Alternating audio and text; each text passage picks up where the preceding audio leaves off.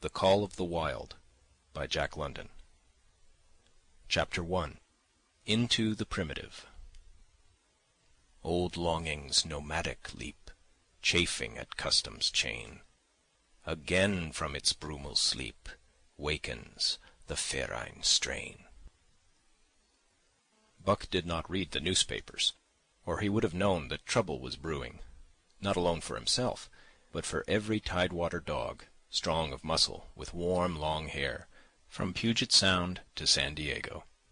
Because men, groping in the Arctic darkness, had found a yellow metal, and because steamship and transportation companies were booming the Find, thousands of men were rushing into the Northland.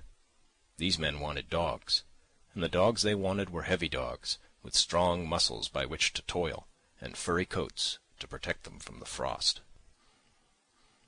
Buck lived at a big house in the sun-kissed Santa Clara Valley. Judge Miller's place it was called. It stood back from the road, half hidden among the trees, through which glimpses could be caught of the wide, cool veranda that ran around its four sides. The house was approached by a gravelled driveway, which wound about through wide spreading lawns and under the interlacing boughs of tall poplars. At the rear, things were on even a more spacious scale than at the front. There were great stables, where a dozen grooms and boys held forth, rows of vine-clad servants' cottages, an endless and orderly array of outhouses, long grape arbours, green pastures, orchards, and berry patches. Then there was the pumping plant for the artesian well, and the big cement tank, where Judge Miller's boys took their morning plunge and kept cool in the hot afternoon. And over this great domain Buck ruled. Here he was born, and here he had lived the 4 years of his life. It was true there were other dogs. There could not but be other dogs on so vast a place, but they did not count.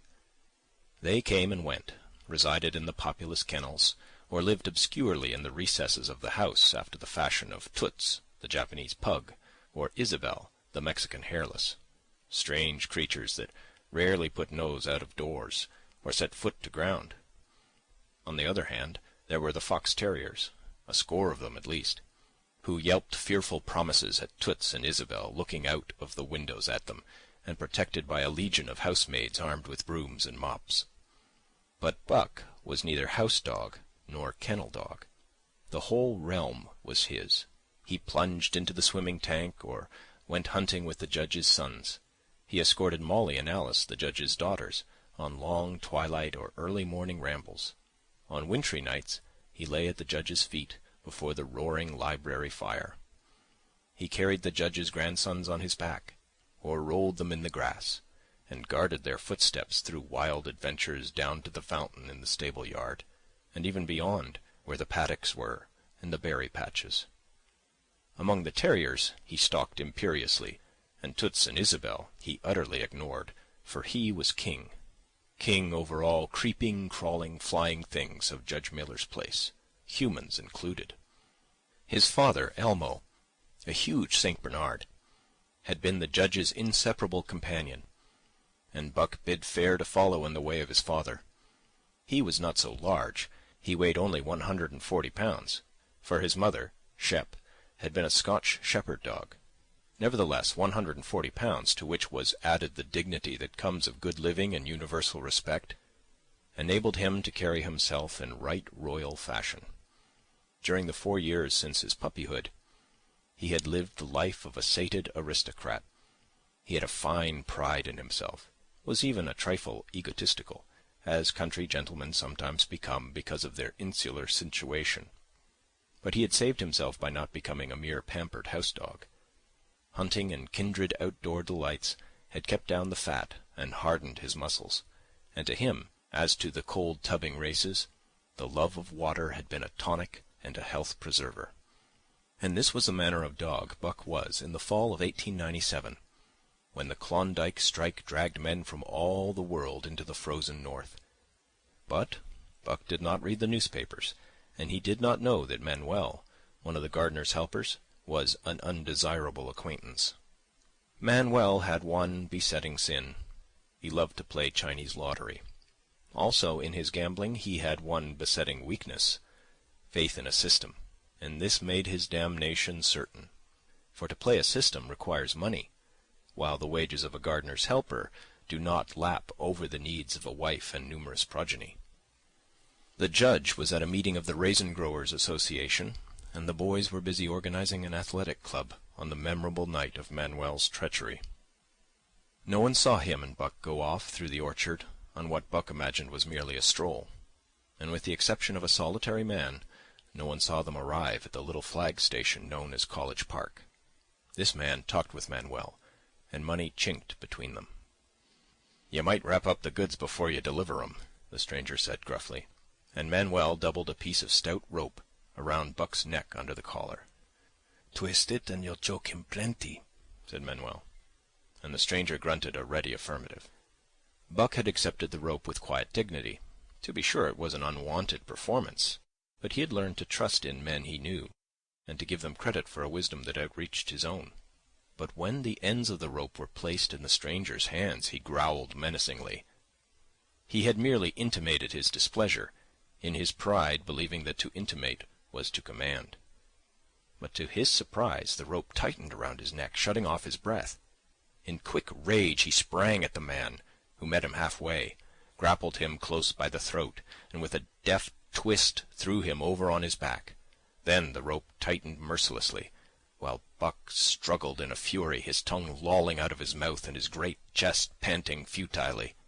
Never in all his life had he been so vilely treated, and never in all his life had he been so angry.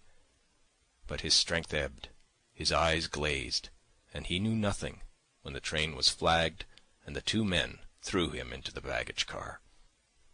The next thing he knew, he was dimly aware that his tongue was hurting, and that he was being jolted along in some kind of conveyance. The hoarse shriek of a locomotive whistling a crossing told him where he was. He had travelled too often with the judge not to know the sensation of riding in a baggage car. He opened his eyes, and into them came the unbridled anger of a kidnapped king. The man sprang for his throat, but Buck was too quick for him.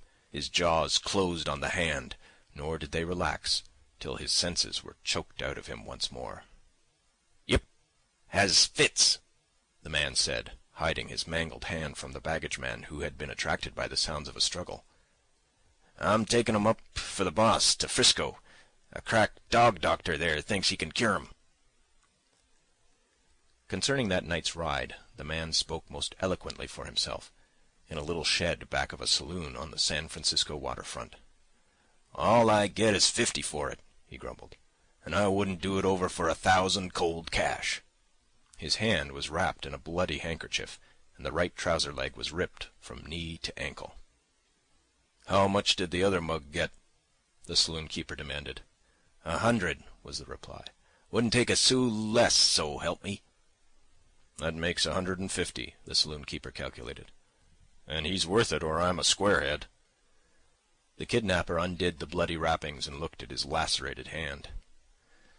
"If I don't get the hydrophoby—" "It'll be because you was born to hang," laughed the saloon-keeper. "Here, lend me a hand before you pull your freight," he added.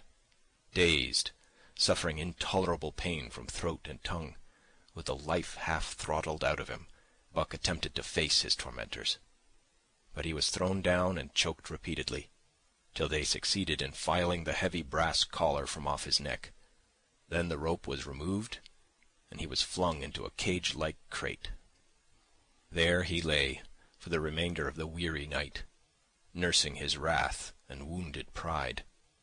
He could not understand what it all meant. What did they want with him, these strange men? Why were they keeping him pent up in this narrow crate? He did not know why, but he felt oppressed by the vague sense of impending calamity. Several times during the night he sprang to his feet when the shed door rattled open, expecting to see the judge, or the boys at least. But each time it was the bulging face of the saloon-keeper that peered in at him by the sickly light of a tallow candle. And each time the joyful bark that had trembled in Buck's throat was twisted into a savage growl. But the saloon-keeper let him alone, and in the morning 4 men entered and picked up the crate.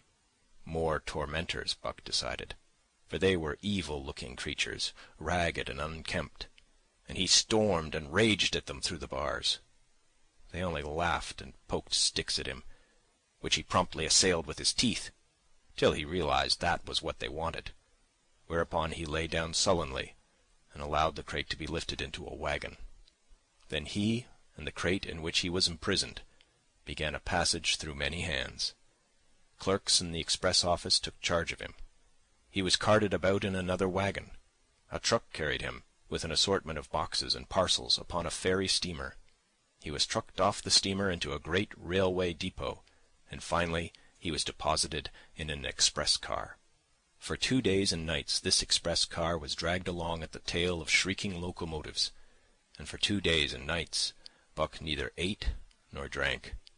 In his anger he had met the first advances of the express messengers with growls, and they had retaliated by teasing him.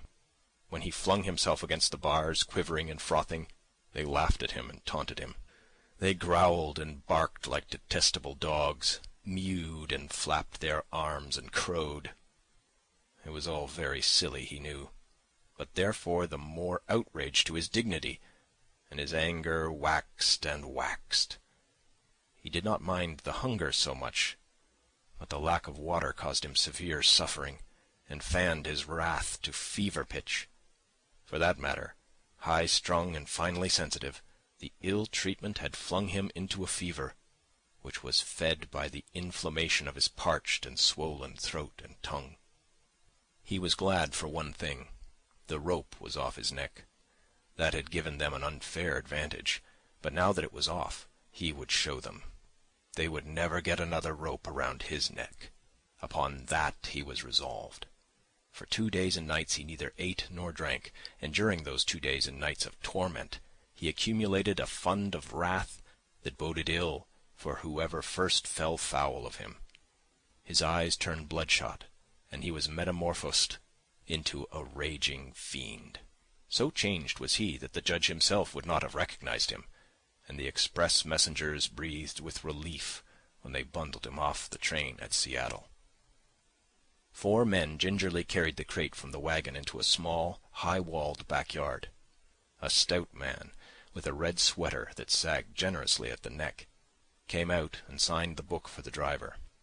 That was the man, Buck divined, the next tormentor, and he hurled himself savagely against the bars. The man smiled grimly and brought a hatchet and a club.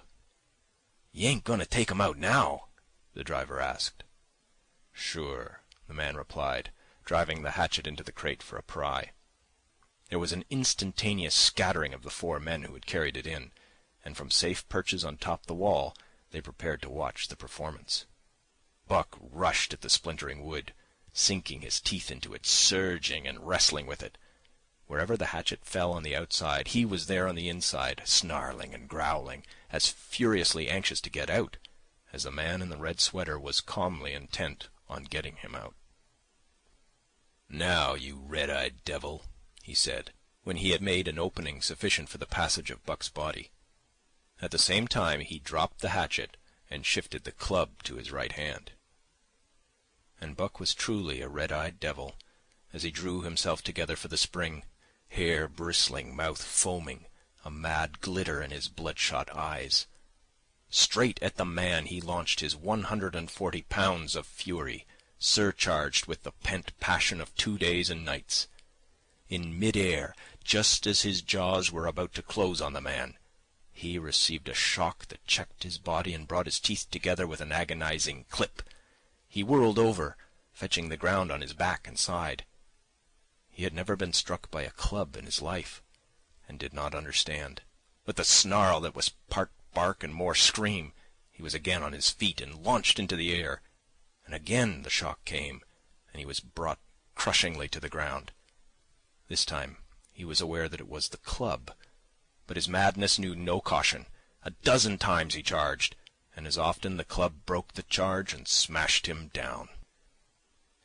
After a particularly fierce blow, he crawled to his feet, too dazed to rush. He staggered limply about, the blood flowing from nose and mouth and ears, his beautiful coat sprayed and flecked with bloody slaver. Then the man advanced, and deliberately dealt him a frightful blow on the nose.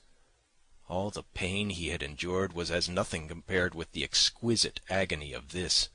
With a roar that was almost lion-like in its ferocity, he again hurled himself at the man. But the man, shifting the club from right to left, coolly caught him by the underjaw, at the same time wrenching downward and backward. Buck described a complete circle in the air, and half of another, then crashed to the ground on his head and chest. For the last time he rushed. The man struck the shrewd blow he had purposely withheld for so long, and Buck crumpled up and went down, knocked utterly senseless. "He's no slouch at dog-breaking, that's what I say," one of the men on the walls cried enthusiastically. "Druther break cayuses any day, and twice on Sunday," was the reply of the driver, as he climbed on the wagon and started the horses. Buck's senses came back to him, but not his strength. He lay where he had fallen, and from there he watched the man in the red sweater. "Answers to the name of Buck," the man soliloquized, quoting from the saloon-keeper's letter which had announced the consignment of the crate and contents. "Well, Buck, my boy," he went on in a genial voice, "we've had our little ruction, and the best thing we can do is to let it go at that. You've learned your place, and I know mine. Be a good dog, and all'll go well, and the goose hang high. Be a bad dog, and I'll whale the stuffin' out of you. Understand?" As he spoke, he fearlessly patted the head he had so mercilessly pounded, and though Buck's hair involuntarily bristled at the touch of the hand, he endured it without protest. When the man brought him water, he drank eagerly, and later bolted a generous meal of raw meat, chunk by chunk, from the man's hand. He was beaten. He knew that, but he was not broken. He saw once for all that he stood no chance against a man with a club. He had learned the lesson, and in all his afterlife he never forgot it. That club was a revelation. It was his introduction to the reign of primitive law, and he met the introduction halfway. The facts of life took on a fiercer aspect, and while he faced that aspect uncowed, he faced it with all the latent cunning of his nature aroused. As the days went by, other dogs came, and crates, and at the ends of ropes, some docilely, and some raging and roaring as he had come, and, one and all, he watched them pass under the dominion of the man in the red sweater. Again and again, as he looked at each brutal performance, the lesson was driven home to Buck. A man with a club was a lawgiver, a master to be obeyed, though not necessarily conciliated. Of this last Buck was never guilty, though he did see beaten dogs that fawned upon the man, and wagged their tails and licked his hand. Also, he saw one dog that would neither conciliate nor obey, finally killed in the struggle for mastery. Now and again men came, strangers, who talked excitedly, wheedlingly, and in all kinds of fashions to the man in the red sweater. And at such times that money passed between them, the strangers took one or more of the dogs away with them. Buck wondered where they went, for they never came back, but the fear of the future was strong upon him, and he was glad each time when he was not selected. Yet his time came, in the end, in the form of a little weazened man, who spat broken English, and many strange and uncouth exclamations which Buck could not understand.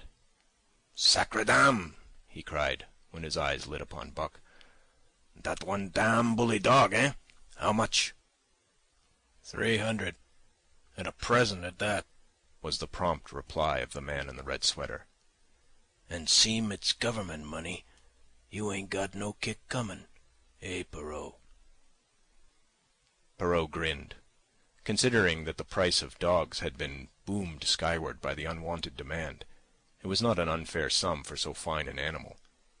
The Canadian government would be no loser, nor would its despatches travel the slower. Perrault knew dogs, and when he looked at Buck, he knew that he was 1 in 1,000. 1 in 10,000, he commented mentally. Buck saw money pass between them, and was not surprised when Curly, a good-natured Newfoundland, and he were led away by the little weazened man.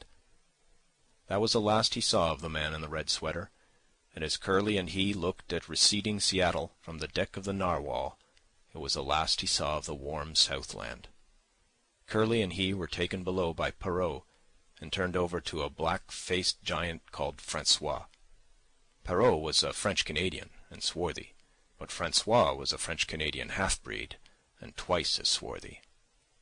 They were a new kind of men to Buck, of which he was destined to see many more, and while he developed no affection for them, he none the less grew honestly to respect them. He speedily learned that Perrault and Francois were fair men, calm and impartial in administering justice, and too wise in the ways of dogs to be fooled by dogs. In the 'tween decks of the Narwhal, Buck and Curly joined 2 other dogs. One of them was a big, snow-white fellow from Spitzbergen, who had been brought away by a whaling captain, and who had later accompanied a geological survey into the Barrens. He was friendly, in a treacherous sort of way, smiling into one's face the while he meditated some underhand trick, as, for instance, when he stole from Buck's food at the first meal. As Buck sprang to punish him, the lash of Francois's whip sang through the air, reaching the culprit first, and nothing remained to Buck but to recover the bone. That was fair of Francois, he decided, and the half-breed began to rise in Buck's estimation. The other dog made no advances nor received any. Also, he did not attempt to steal from the newcomers. He was a gloomy, morose fellow, and he showed Curly plainly that all he desired was to be left alone, and further, that there would be trouble if he were not left alone. Dave, he was called, and he ate and slept, or yawned between times, and took interest in nothing, not even when the Narwhal crossed Queen Charlotte Sound, and rolled and pitched and bucked like a thing possessed. When Buck and Curly grew excited, half wild with fear, he raised his head as though annoyed, favoured them with an incurious glance, yawned, and went to sleep again. Day and night the ship throbbed to the tireless pulse of the propeller, and though one day was very like another, it was apparent to Buck that the weather was steadily growing colder. At last, one morning, the propeller was quiet, and the Narwhal was pervaded with an atmosphere of excitement. He felt it, as did the other dogs, and knew that a change was at hand. Francois leashed them and brought them to the deck. At the first step upon the cold surface, Buck's feet sank into a white, mushy something very like mud. He sprang back with a snort. More of this white stuff was falling through the air. He shook himself, but more of it fell upon him. He sniffed it curiously, then licked some up on his tongue. It bit like fire, and the next instant was gone. This puzzled him. He tried it again, with the same result. The onlookers laughed uproariously, and he felt ashamed. He knew not why, for it was his first snow. End of Chapter 1. The Call of the Wild, by Jack London. Chapter 2. The Law of Club and Fang. Buck's first day on the Dyea beach was like a nightmare. Every hour was filled with shock and surprise. He had been suddenly jerked from the heart of civilization and flung into the heart of things primordial. No lazy, sun-kissed life was this, with nothing to do but loaf and be bored. Here was neither peace, nor rest, nor a moment's safety. All was confusion and action, and every moment life and limb were in peril. There was imperative need to be constantly alert, for these dogs and men were not town dogs and men. They were savages, all of them, who knew no law but the law of club and fang. He had never seen dogs fight as these wolfish creatures fought, and his first experience taught him an unforgettable lesson. It is true it was a vicarious experience, else he would not have lived to profit by it. Curly was the victim. They were camped near the log store where she, in her friendly way, made advances to a husky dog, the size of a full-grown wolf, though not half so large as she. There was no warning, only a leap in like a flash, a metallic clip of teeth, a leap out equally swift, and Curly's face was ripped open from eye to jaw. It was the wolf manner of fighting, to strike and leap away. But there was more to it than this. 30 or 40 huskies ran to the spot and surrounded the combatants in an intent and silent circle. Buck did not comprehend that silent intentness, nor the eager way with which they were licking their chops. Curly rushed her antagonist, who struck again and leaped aside. He met her next rush with his chest in a peculiar fashion that tumbled her off her feet. She never regained them. This was what the onlooking huskies had been waiting for. They closed in upon her, snarling and yelping, and she was buried, screaming with agony, beneath the bristling mass of bodies. So sudden was it, and so unexpected, that Buck was taken aback. He saw Spitz run out his scarlet tongue in a way he had of laughing, and he saw Francois, swinging an axe, spring into the mess of dogs. 3 men with clubs were helping him to scatter them. It did not take long. 2 minutes from the time Curly went down, the last of her assailants were clubbed off. But she lay there, limp and lifeless, in the bloody, trampled snow, almost literally torn to pieces, the swart half-breed standing over her and cursing horribly. The scene often came back to Buck, to trouble him in his sleep. So that was the way. No fair play. Once down, that was the end of you. Well, he would see to it that he never went down. Spitz ran out his tongue and laughed again, and from that moment Buck hated him with a bitter and deathless hatred. Before he had recovered from the shock caused by the tragic passing of Curly, he received another shock. Francois fastened upon him an arrangement of straps and buckles. It was a harness, such as he had seen the grooms put on the horses at home. And as he had seen horses work, so he was set to work, hauling Francois on a sled to the forest that fringed the valley, and returning with a load of firewood. Though his dignity was sorely hurt by thus being made a draft animal, he was too wise to rebel. He buckled down with a will and did his best, though it was all new and strange. Francois was stern and demanding instant obedience, and by virtue of his whip, receiving instant obedience, while Dave, who was an experienced wheeler, nipped Buck's hindquarters whenever he was in error. Spitz was the leader, likewise experienced, and while he could not always get at Buck, he growled sharp reproof now and again, or cunningly threw his weight in the traces to jerk Buck into the way he should go. Buck learned easily, and under the combined tuition of his 2 mates and Francois, made remarkable progress. Ere they returned to camp, he knew enough to stop at "Ho!" and to go ahead at "Mush!", to swing wide on the bends, and to keep clear of the wheeler when the loaded sled shot downhill at their heels. "Très ver, good dogs," Francois told Perrault. "That Buck, him pull like hell. I teach him quick as anything." By afternoon Perrault, who was in a hurry to be on the trail with his dispatches, returned with 2 more dogs, Billy and Joe, he called them, 2 brothers, and true huskies both. Sons of one mother though they were as different as day and night. Billy's one fault was his excessive good nature, while Joe was the very opposite, sour and introspective, with a perpetual snarl and a malignant eye. Buck received them in comradely fashion. Dave ignored them, while Spitz proceeded to thrash first one and then the other. Billy wagged his tail appeasingly, turned to run when he saw that appeasement was of no avail, and cried, still appeasingly, when Spitz's sharp teeth scored his flank.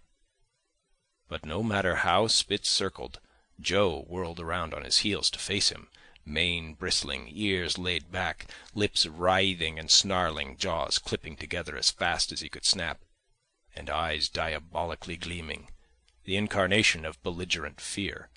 So terrible was his appearance that Spitz was forced to forego disciplining him. But to cover his own discomfiture, he turned upon the inoffensive and wailing Billy, and drove him to the confines of the camp. By evening Perrault secured another dog, an old husky, long and lean and gaunt, with a battle-scarred face and a single eye which flashed a warning of prowess that commanded respect. He was called Sol-Leks, which means the angry one. Like Dave, he asked nothing, gave nothing, expected nothing. And when he marched slowly and deliberately into their midst, even Spitz left him alone. He had one peculiarity which Buck was unlucky enough to discover. He did not like to be approached on his blind side. Of this offence Buck was unwittingly guilty, and the first knowledge he had of his indiscretion was when Sol-Leks whirled upon him and slashed his shoulder to the bone for 3 inches up and down. Forever after, Buck avoided his blind side, and to the last of their comradeship had no more trouble. His only apparent ambition, like Dave's, was to be left alone, though, as Buck was afterward to learn, each of them possessed one other and even more vital ambition. That night, Buck faced the great problem of sleeping. The tent, illumined by a candle, glowed warmly in the midst of the white plain, and when he, as a matter of course, entered it, both Perrault and Francois bombarded him with curses and cooking utensils, till he recovered from his consternation and fled ignominiously into the outer cold. A chill wind was blowing that nipped him sharply, and bit with especial venom into his wounded shoulder. He lay down on the snow and attempted to sleep, but the frost soon drove him shivering to his feet. Miserable and disconsolate, he wandered about among the many tents, only to find that one place was as cold as another. Here and there savage dogs rushed upon him, but he bristled his neck hair and snarled, for he was learning fast, and they let him go his way unmolested. Finally an idea came to him. He would return and see how his own teammates were making out. To his astonishment, they had disappeared. Again he wandered about through the great camp, looking for them, and again he returned. Were they in the tent? No, that could not be, else he would not have been driven out. Then where could they possibly be? With drooping tail and shivering body, very forlorn indeed, he aimlessly circled the tent. Suddenly the snow gave way beneath his forelegs, and he sank down. Something wriggled under his feet. He sprang back, bristling and snarling, fearful of the unseen and unknown. But a friendly little yelp reassured him, and he went back to investigate. A whiff of warm air ascended to his nostrils, and there, curled up under the snow in a snug ball, lay Billy. He whined placatingly, squirmed and wriggled to show his good will and intentions, and even ventured, as a bribe for peace, to lick Buck's face with his warm, wet tongue. Another lesson. So that was the way they did it, eh? Buck confidently selected a spot, and with much fuss and waste effort, proceeded to dig a hole for himself. In a trice the heat from his body filled the confined space, and he was asleep. The day had been long and arduous, and he slept soundly and comfortably, though he growled and barked and wrestled with bad dreams. Nor did he open his eyes till roused by the noises of the waking camp. At first he did not know where he was. It had snowed during the night, and he was completely buried. The snow walls pressed him on every side, and a great surge of fear swept through him, the fear of the wild thing for the trap. It was a token that he was harking back through his own life to the lives of his forebears, for he was a civilized dog, an unduly civilized dog, and of his own experience knew no trap, and so could not of himself fear it. The muscles of his whole body contracted spasmodically and instinctively, the hair on his neck and shoulders stood on end, and with a ferocious snarl he bounded straight up into the blinding day, the snow flying about him in a flashing cloud. Ere he landed on his feet, he saw the white camp spread out before him, and knew where he was, and remembered all that had passed from the time he went for a stroll with Manuel to the hole he had dug for himself the night before. A shout from Francois hailed his appearance. "What I say?" the dog-driver called to Perrault. "Dat buck, for sure, learn quick as anything." Perrault nodded gravely. As courier for the Canadian government, bearing important despatches, he was anxious to secure the best dogs, and he was particularly gladdened by the possession of Buck. 3 more huskies were added to the team inside an hour, making a total of 9. And before another quarter of an hour had passed, they were in harness and swinging up the trail toward the Dyea Canyon. Buck was glad to be gone, and though the work was hard, he found he did not particularly despise it. He was surprised at the eagerness which animated the whole team, and which was communicated to him. But still more surprising was the change wrought in Dave and Sol Leks. They were new dogs, utterly transformed by the harness. All passiveness and unconcern had dropped from them. They were alert and active, anxious that the work should go well, and fiercely irritable with whatever, by delay or confusion, retarded that work. The toil of the traces seemed the supreme expression of their being, and all that they lived for, and the only thing in which they took delight. Dave was wheeler, or sled dog. Pulling in front of him was Buck. Then came Sol Leks. The rest of the team was strung out ahead, single file to the leader, which position was filled by Spitz. Buck had been purposefully placed between Dave and Sol Leks, so that he might receive instruction, apt scholar that he was. They were equally apt teachers, never allowing him to linger long in error, and enforcing their teaching with their sharp teeth. Dave was fair, and very wise. He never nipped Buck without cause, and he never failed to nip him when he stood in need of it.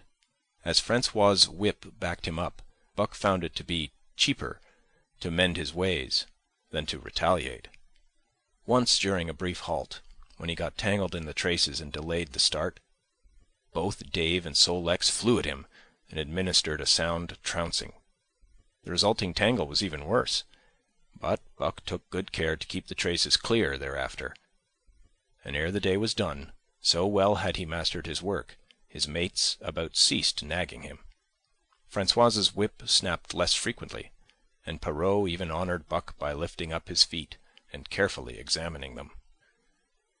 It was a hard day's run, up the canon, through sheep camp, past the scales and the timber line, across glaciers and snowdrifts hundreds of feet deep, and over the great Chilkoot Divide, which stands between the salt water and the fresh, and guards forbiddingly the sad and lonely north. They made good time down the chain of lakes which fills the craters of extinct volcanoes, and late that night pulled into the huge camp at the head of Lake Bennett, where thousands of gold-seekers were building boats against the break-up of the ice in the spring. Buck made his hole in the snow and slept the sleep of the exhausted just, but all too early was routed out in the cold darkness and harnessed with his mates to the sled. That day they made 40 miles, the trail being packed, but the next day, and for many days to follow, they broke their own trail, worked harder, and made poorer time. As a rule, Perrault traveled ahead of the team, packing the snow with webbed shoes to make it easier for them. Francois, guiding the sled at the gee-pole, sometimes exchanged places with him, but not often. Perrault was in a hurry, and he prided himself on his knowledge of ice, which knowledge was indispensable, for the fall ice was very thin, and where there was swift water, there was no ice at all. Day after day, for days unending, Buck toiled in the traces. Always they broke camp in the dark, and the first gray of dawn found them hitting the trail with fresh miles reeled off behind them. and always they pitched camp after dark, eating their bit of fish and crawling to sleep into the snow. Buck was ravenous. The pound and a half of sun-dried salmon, which was his ration for each day, seemed to go nowhere. He never had enough, and suffered from perpetual hunger pangs. Yet the other dogs, because they weighed less and were born to the life, received a pound only of the fish and managed to keep in good condition. He swiftly lost the fastidiousness which had characterized his old life. A dainty eater, he found that his mates, finishing first, robbed him of his unfinished ration. There was no defending it. While he was fighting off 2 or 3, it was disappearing down the throats of the others. To remedy this, he ate as fast as they, and so greatly did hunger compel him, he was not above taking what did not belong to him. He watched and learned. When he saw Pike, one of the new dogs, a clever malingerer and thief, slyly steal a slice of bacon when Perrault's back was turned, he duplicated the performance the following day, getting away with the whole chunk. A great uproar was raised, but he was unsuspected. While Dub, an awkward blunderer who was always getting caught, was punished for Buck's misdeed. This first theft marked Buck as fit to survive in the hostile Northland environment. It marked his adaptability, his capacity to adjust himself to changing conditions, the lack of which would have meant swift and terrible death. It marked further the decay, or going to pieces, of his moral nature, a vain thing and a handicap in the ruthless struggle for existence. It was all well enough in the Southland, under the law of love and fellowship, to respect private property and personal feelings, but in the Northland, under the law of club and fang, whoso took such things into account was a fool, and in so far as he observed them, he would fail to prosper. Not that Buck reasoned it out. He was fit, that was all, and unconsciously he accommodated himself to the new mode of life. All his days, no matter what the odds, he had never run from a fight. But the club of the man in the red sweater had beaten into him a more fundamental and primitive code. Civilized, he could have died for a moral consideration, say the defense of Judge Miller's riding whip. But the completeness of his de-civilization was now evidenced by his ability to flee from the defense of a moral consideration and so save his hide. He did not steal for the joy of it, but because of the clamor of his stomach. He did not rob openly, but stole secretly and cunningly out of respect for club and fang. In short, the things he did were done because it was easier to do them than not to do them. His development, or retrogression, was rapid. His muscles became as hard as iron, and he grew callous to all ordinary pain. He achieved an internal as well as external economy.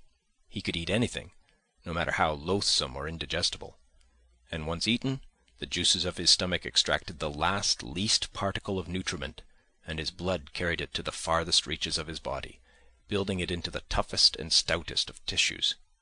Sight and scent became remarkably keen, while his hearing developed such acuteness that in his sleep he heard the faintest sound and knew whether it heralded peace or peril.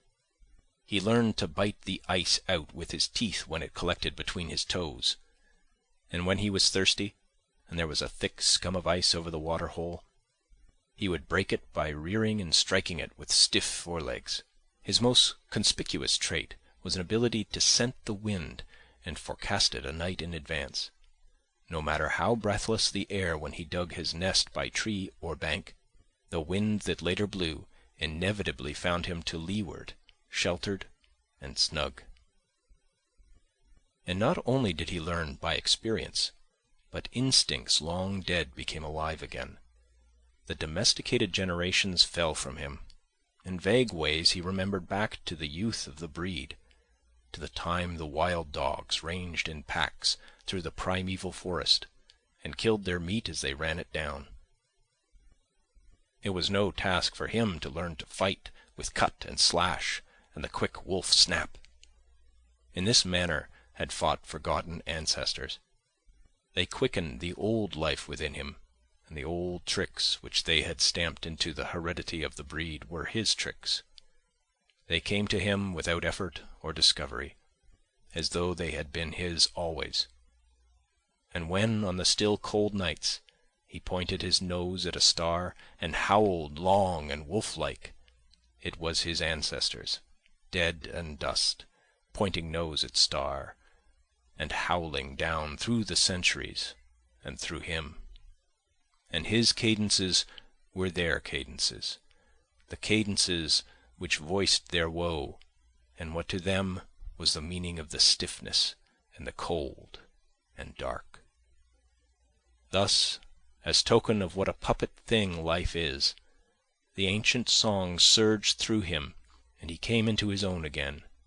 And he came because men had found a yellow metal in the north, and because Manuel was a gardener's helper whose wages did not lap over the needs of his wife and divers small copies of himself. End of Chapter 2. Call of the Wild by Jack London. Chapter 3. The Dominant Primordial Beast. The dominant primordial beast was strong in buck, and under the fierce conditions of trail life it grew and grew. Yet it was a secret growth. His newborn cunning gave him poise and control. He was too busy adjusting himself to the new life to feel at ease, and not only did he not pick fights, he avoided them whenever possible. A certain deliberateness characterized his attitude. He was not prone to rashness and precipitate action, and in the bitter hatred between him and Spitz he betrayed no impatience, shunned all offensive acts. On the other hand, possibly because he divined in Buck a dangerous rival, Spitz never lost an opportunity of showing his teeth. He even went out of his way to bully Buck, striving constantly to start the fight which could end only in the death of one or the other.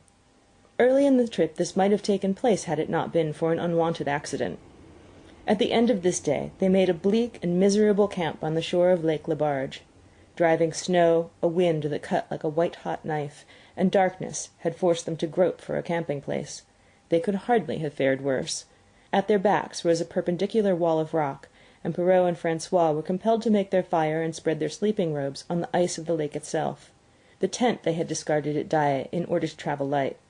A few sticks of driftwood furnished them with a fire that thawed down through the ice, and left them to eat supper in the dark. Close in under the sheltering rock, Buck made his nest. So snug and warm was it that he was loath to leave it when Francois distributed the fish which he had first thawed over the fire. But when Buck finished his ration and returned, he found his nest occupied. A warning snarl told him that the trespasser was Spitz. Till now Buck had avoided trouble with his enemy, but this was too much. The beast in him roared. He sprang upon Spitz with a fury which surprised them both, and Spitz particularly, for his whole experience with Buck had gone to teach him that his rival was an unusually timid dog who managed to hold his own only because of his great weight and size. Francois was surprised, too, when they shot out in a tangle from the disrupted nest, and he divined the cause of the trouble. "Ah!" he cried to Buck. "Give it to him, by Gad! Give it to him, the dirty thief!" Spitz was equally willing. He was crying with sheer rage and eagerness as he circled back and forth for a chance to spring in. Buck was no less eager and no less cautious, as he likewise circled back and forth for the advantage. But it was then that the unexpected happened, the thing which projected their struggle for supremacy far into the future, past many a weary mile of trail and toil. An oath from Perrault, the resounding impact of a club upon a bony frame, and a shrill yelp of pain, heralded the breaking forth of pandemonium. The camp was suddenly discovered to be alive with skulking furry forms, starving huskies, 4 or 5 score of them, who had scented the camp from some Indian village. They had crept in while Buck and Spitz were fighting, and when the 2 men sprang among them with stout clubs, they showed their teeth and fought back. They were crazed by the smell of the food. Perrault found one with head buried in the grub box. His club landed heavily on the gaunt ribs, and the grub box was capsized on the ground. On the instant a score of the famished brutes were scrambling for the bread and bacon. The clubs fell upon them unheeded. They yelped and howled under the rain of blows, but struggled none the less madly till the last crumb had been devoured. In the meantime, the astonished team dogs had burst out of their nests only to be set upon by the fierce invaders. Never had Buck seen such dogs. It seemed as though their bones would burst through their skins. They were mere skeletons, draped loosely in draggled hides, with blazing eyes and slavering fangs. But the hunger madness made them terrifying, irresistible. There was no opposing them. The team dogs were swept back against the cliff at the first onset. Buck was beset by 3 huskies, and in a trice his head and shoulders were ripped and slashed. The din was frightful. Billy was crying as usual. Dave and Sol-leks, dripping blood from a score of wounds, were fighting bravely side by side. Joe was snapping like a demon. Once his teeth closed on the foreleg of a husky, and he crunched down through the bone. Pike, the malingerer, leaped upon the crippled animal, breaking its neck with a quick flash of teeth and a jerk. Buck got a frothing adversary by the throat, and was sprayed with blood when his teeth sank through the jugular. The warm taste of it in his mouth goaded him to greater fierceness. He flung himself upon another, and at the same time felt teeth sink into his own throat. It was Spitz, treacherously attacking from the side. Perrault and Francois, having cleaned out their part of the camp, hurried to save their sled dogs. The wild wave of famished beasts rolled back before them, and Buck shook himself free. But it was only for a moment. The 2 men were compelled to run back to save the grub, upon which the huskies returned to the attack on the team. Billy, terrified into bravery, sprang through the savage circle and fled away over the ice. Pike and Dub followed on his heels, with the rest of the team behind. As Buck drew himself together to spring after them, out of the tail of his eye he saw Spitz rush upon him with the evident intention of overthrowing him.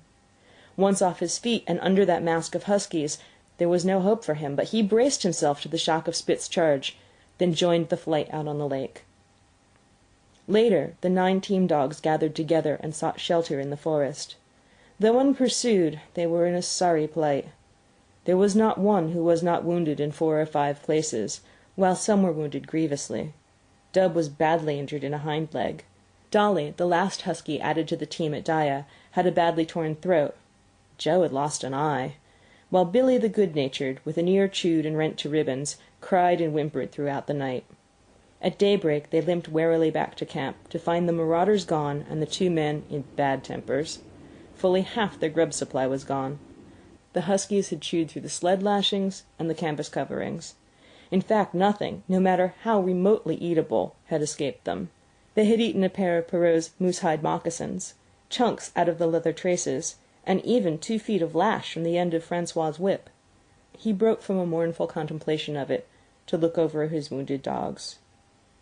"Ah, my friends," he said softly, "maybe it make you mad dog, those many bites. Maybe all mad dog. Sacre dame! What you think, eh, Perrault?" The courier shook his head dubiously. With 400 miles of trail still between him and Dawson, he could ill afford to have madness break out among his dogs. 2 hours of cursing and exertion got the harnesses into shape, and the wound-stiffened team was under way, struggling painfully over the hardest part of the trail they had yet encountered, and for that matter, the hardest between them and Dawson. The 30-mile river was wide open. Its wild water defied the frost, and it was in the eddies only and in the quiet places that the ice held it all. 6 days of exhausting toil were required to cover those 30 terrible miles. And terrible they were, for every foot of them was accomplished at the risk of life to dog and man. A dozen times Perrault, nosing the way, broke through the ice bridges, being saved by the long pole he carried, which he so held that it fell each time across the hole made by his body. But a cold snap was on, the thermometer registering 50 below zero, and each time he broke through, he was compelled for very life to build a fire and dry his garments. Nothing daunted him, and it was because nothing daunted him that he had been chosen for government courier. He took all manner of risks, resolutely thrusting his little weazened face into the frost, and struggling on from dim dawn to dark. He skirted the frowning shores on rim ice that bent and crackled underfoot, and upon which they dared not halt. Once the sled broke through with Dave and Buck, and they were half frozen and all but drowned by the time they were dragged out. The usual fire was necessary to save them. They were coated solidly with ice, and the 2 men kept them on the run around the fire, sweating and thawing so close that they were singed by the flames. At another time Spitz went through, dragging the whole team after him up to Buck, who strained backwards with all his strength, his forepaws on the slippery edge and the ice quivering and snapping all around. But behind him was Dave, likewise straining backwards, and behind the sled was Francois, pulling till his tendons cracked. Again the rim ice broke away before and behind, and there was no escape except up the cliff. Perrault scaled it by a miracle, while Francois prayed for just that miracle, and with every thong and sled lashing and the last bit of harness rove into a long rope, the dogs were hoisted one by one to the cliff crest. Francois came up last, after the sled and load. Then came the search for a place to descend, which descent was ultimately made by the aid of a rope, and night found them back on the river, with a quarter of a mile to the day's credit. By the time they made Hootalinqua and good ice, Buck was played out. The rest of the dogs were in like condition, but Perrault, to make up lost time, pushed them late and early. The first day they covered 35 miles to the Big Salmon. The next day 35 more to the Little Salmon. The third day 40 miles, which brought them well up toward Five Fingers. Buck's feet were not so compact and hard as the feet of the huskies. His had softened during the many generations since the day his last wild ancestor was tamed by a cave-dweller or riverman. All day long he limped in agony, and camp once made, lay down like a dead dog. Hungry as he was, he would not move to receive his ration of fish, which Francois had to bring him. Also, the dog-driver rubbed Buck's feet for half an hour each night after supper, and sacrificed the tops of his own moccasins to make 4 moccasins for Buck. This was a great relief, and Buck caused even the weazened face of Perrault to twist itself into a grin one morning, when Francois forgot the moccasins, and Buck lay on his back, his 4 feet waving appealingly in the air, and refused to budge without them. Later his feet grew hard to the trail, and the worn-out footgear was thrown away. At the Pelly one morning, as they were harnessing up, Dolly, who'd never been conspicuous for anything, went suddenly mad. She announced her condition by a long, heart-breaking wolf howl that sent every dog bristling with fear, then sprang straight for Buck. He had never seen a dog go mad, nor did he have any reason to fear madness, yet he knew that here was horror, and he fled away from it in a panic. Straight away he raced, with Dolly, panting and frothing, 1 leap behind. Nor could she gain on him, so great was his terror, nor could he leave her, so great was her madness. He plunged through the wooded breast of the island, flew down to the lower end, crossed a back channel filled with rough ice to another island, gained a third island, curved back to the main river, and in desperation started to cross it. And all the time, though he did not look, he could hear her snarling just 1 leap behind. Francois called to him a quarter of a mile away, and he doubled back, still 1 leap ahead, gasping painfully for air and putting all his faith in that Francois would save him. The dog-driver held the axe poised in his hand, and as Buck shot past him, the axe crashed down upon Mad Dolly's head. Buck staggered over against the sled, exhausted, sobbing for breath, helpless. This was Spitz's opportunity. He sprang upon Buck, and twice his teeth sank into his unresisting foe and ripped and tore the flesh to the bone. Then Francois's lash descended, and Buck had the satisfaction of watching Spitz receive the worst whipping as yet administered to any of the teams. "One devil dat Spitz," remarked Perrault. "Some damn day him kill dat Buck." "Dat Buck too devil," was Francois's rejoinder. "All the time I watch dat Buck, I know for sure. Listen, some damn fine day him get mad like hell, and den him chew dat Spitz up and spit him out on the ground. Sure, I know." From then on it was war between them. Spitz, as lead dog and acknowledged master of the team, felt his supremacy threatened by this strange Southland dog. And strange Buck was to him, for of the many Southland dogs he'd known, not one had shown up worthily in camp and on trail. They were all too soft, dying under the toil, the frost, and starvation. Buck was the exception. He alone endured and prospered, matching the husky in strength, savagery, and cunning. Then he was a masterful dog, and what made him dangerous was the fact that the club of the man in the red sweater had knocked all blind pluck and rashness out of his desire for mastery.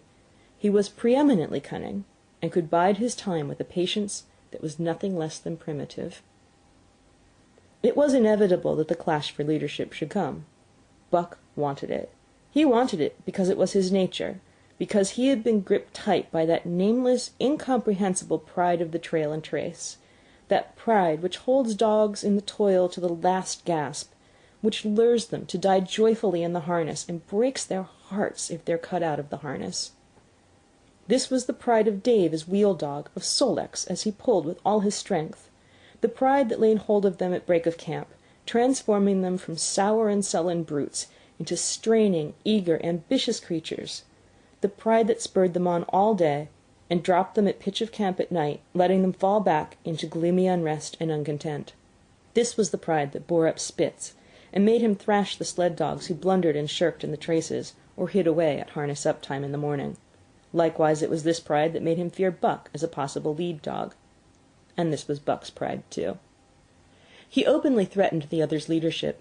He came between him and the shirks he should have punished, and he did it deliberately. One night there was a heavy snowfall, and in the morning Pike the malingerer did not appear. He was securely hidden in his nest under a foot of snow. Francois called him and sought him in vain. Spitz was wild with wrath. He raged through the camp, smelling and digging in every likely place, snarling so frightfully that Pike heard and shivered in his hiding-place. But when he was at last unearthed, and Spitz flew at him to punish him, Buck flew with equal rage in between. So unexpected was it, and so shrewdly managed, that Spitz was hurled backwards and off his feet. Pike, who had been trembling abjectly, took heart at this open mutiny, and sprang upon his overthrown leader. Buck, to whom fair play was a forgotten code, likewise sprang upon Spitz. But Francois, chuckling at the incident, while unswerving in the administration of justice, brought his lash down upon Buck with all his might. This failed to drive Buck from his prostrate rival, and the butt of the whip was brought into play. Half stunned by the blow, Buck was knocked backwards, and the lash laid upon him again and again, while Spitz soundly punished the many times offending Pike. In the days that followed, as Dawson grew closer and closer, Buck still continued to interfere between Spitz and the culprits, but he did it craftily when Francois was not around. With the covert mutiny of Buck, a general insubordination sprang up and increased. Dave and Sol-leks were unaffected, but the rest of the team went from bad to worse. Things no longer went right.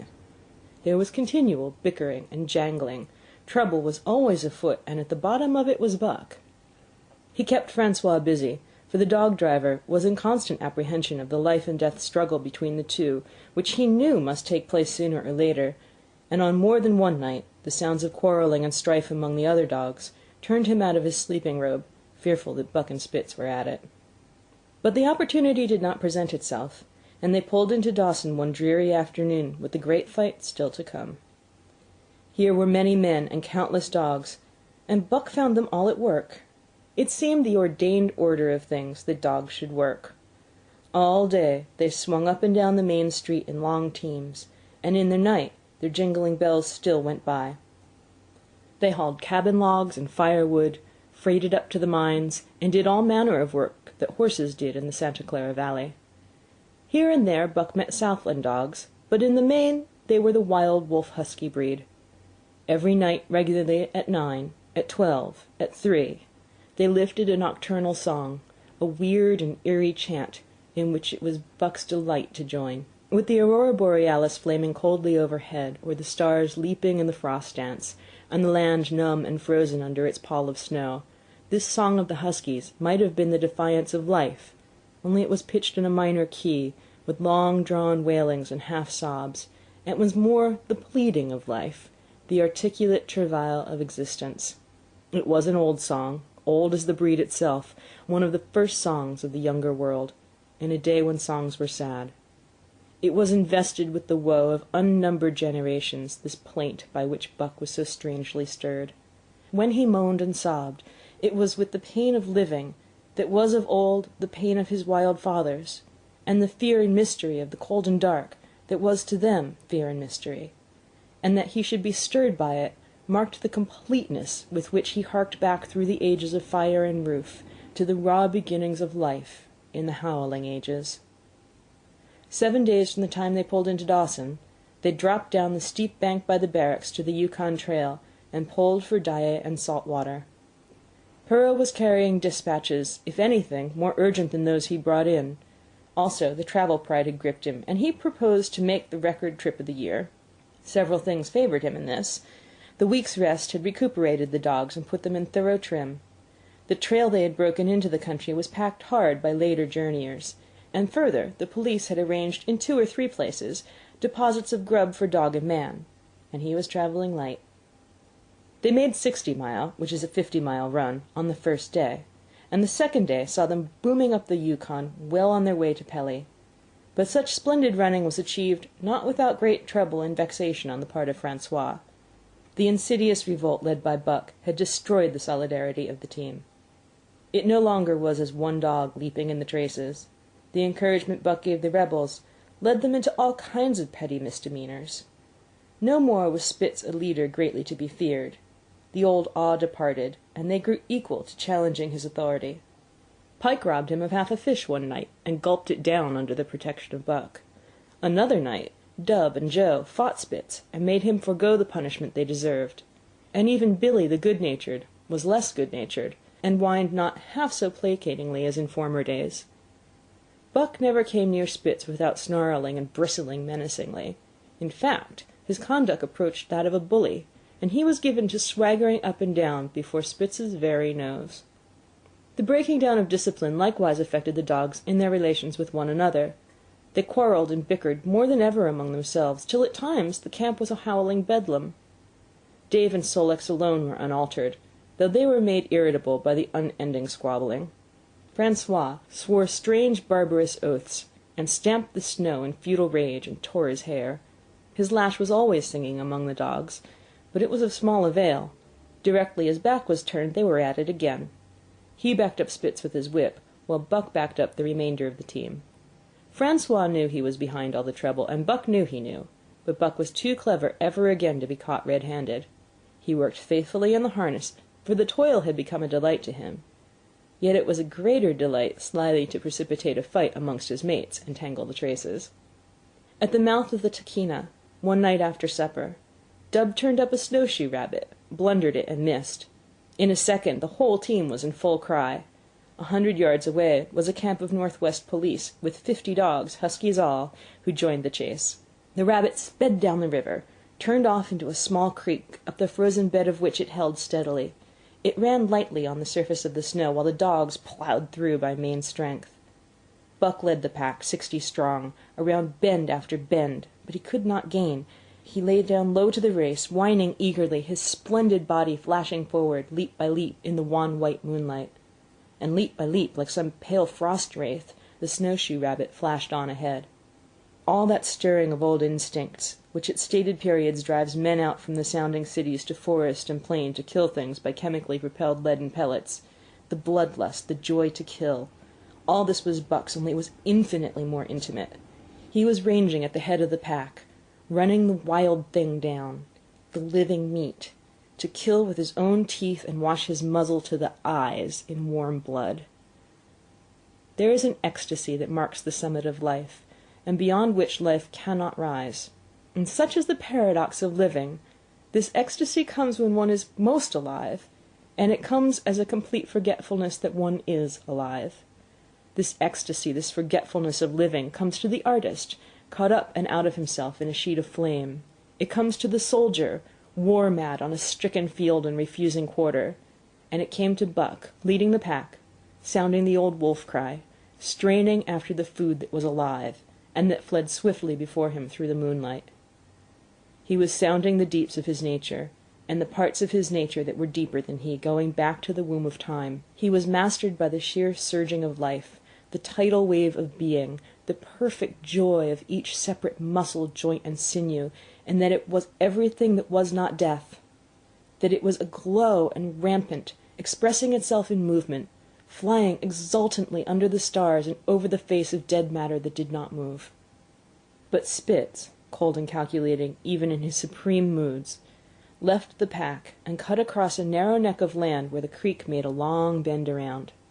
Buck did not know of this, and as he rounded the bend, the frost wraith of the rabbit still flitting before him, he saw another and larger frost wraith leap from the overhanging bank into the immediate path of the rabbit. It was Spitz. The rabbit could not turn, and as the white teeth broke its back in mid-air, it shrieked as loudly as a stricken man may shriek. At the sound of this, the cry of life plunging down from life's apex in the grip of death, The fall pack at Buck's heels raised a hell's chorus of delight. Buck did not cry out. He did not check himself, but drove in upon Spitz, shoulder to shoulder, so hard that he missed the throat. They rolled over and over in the powdery snow. Spitz gained his feet almost as though he had not been overthrown, slashing Buck down the shoulder and leaping clear. Twice his teeth clipped together like the steel jaws of a trap as he backed away for better footing, with lean and lifting lips that writhed and snarled. In a flash, Buck knew it. The time had come. It was to the death. As they circled about, snarling, ears laid back, keenly watchful for the advantage, the scene came to Buck with a sense of familiarity. He seemed to remember it all, the white woods and the earth and moonlight and the thrill of battle. Over the whiteness and silence brooded a ghostly calm. There was not the faintest whisper of air. Nothing moved. Not a leaf quivered. The visible breaths of the dogs, rising slowly and lingering in the frosty air.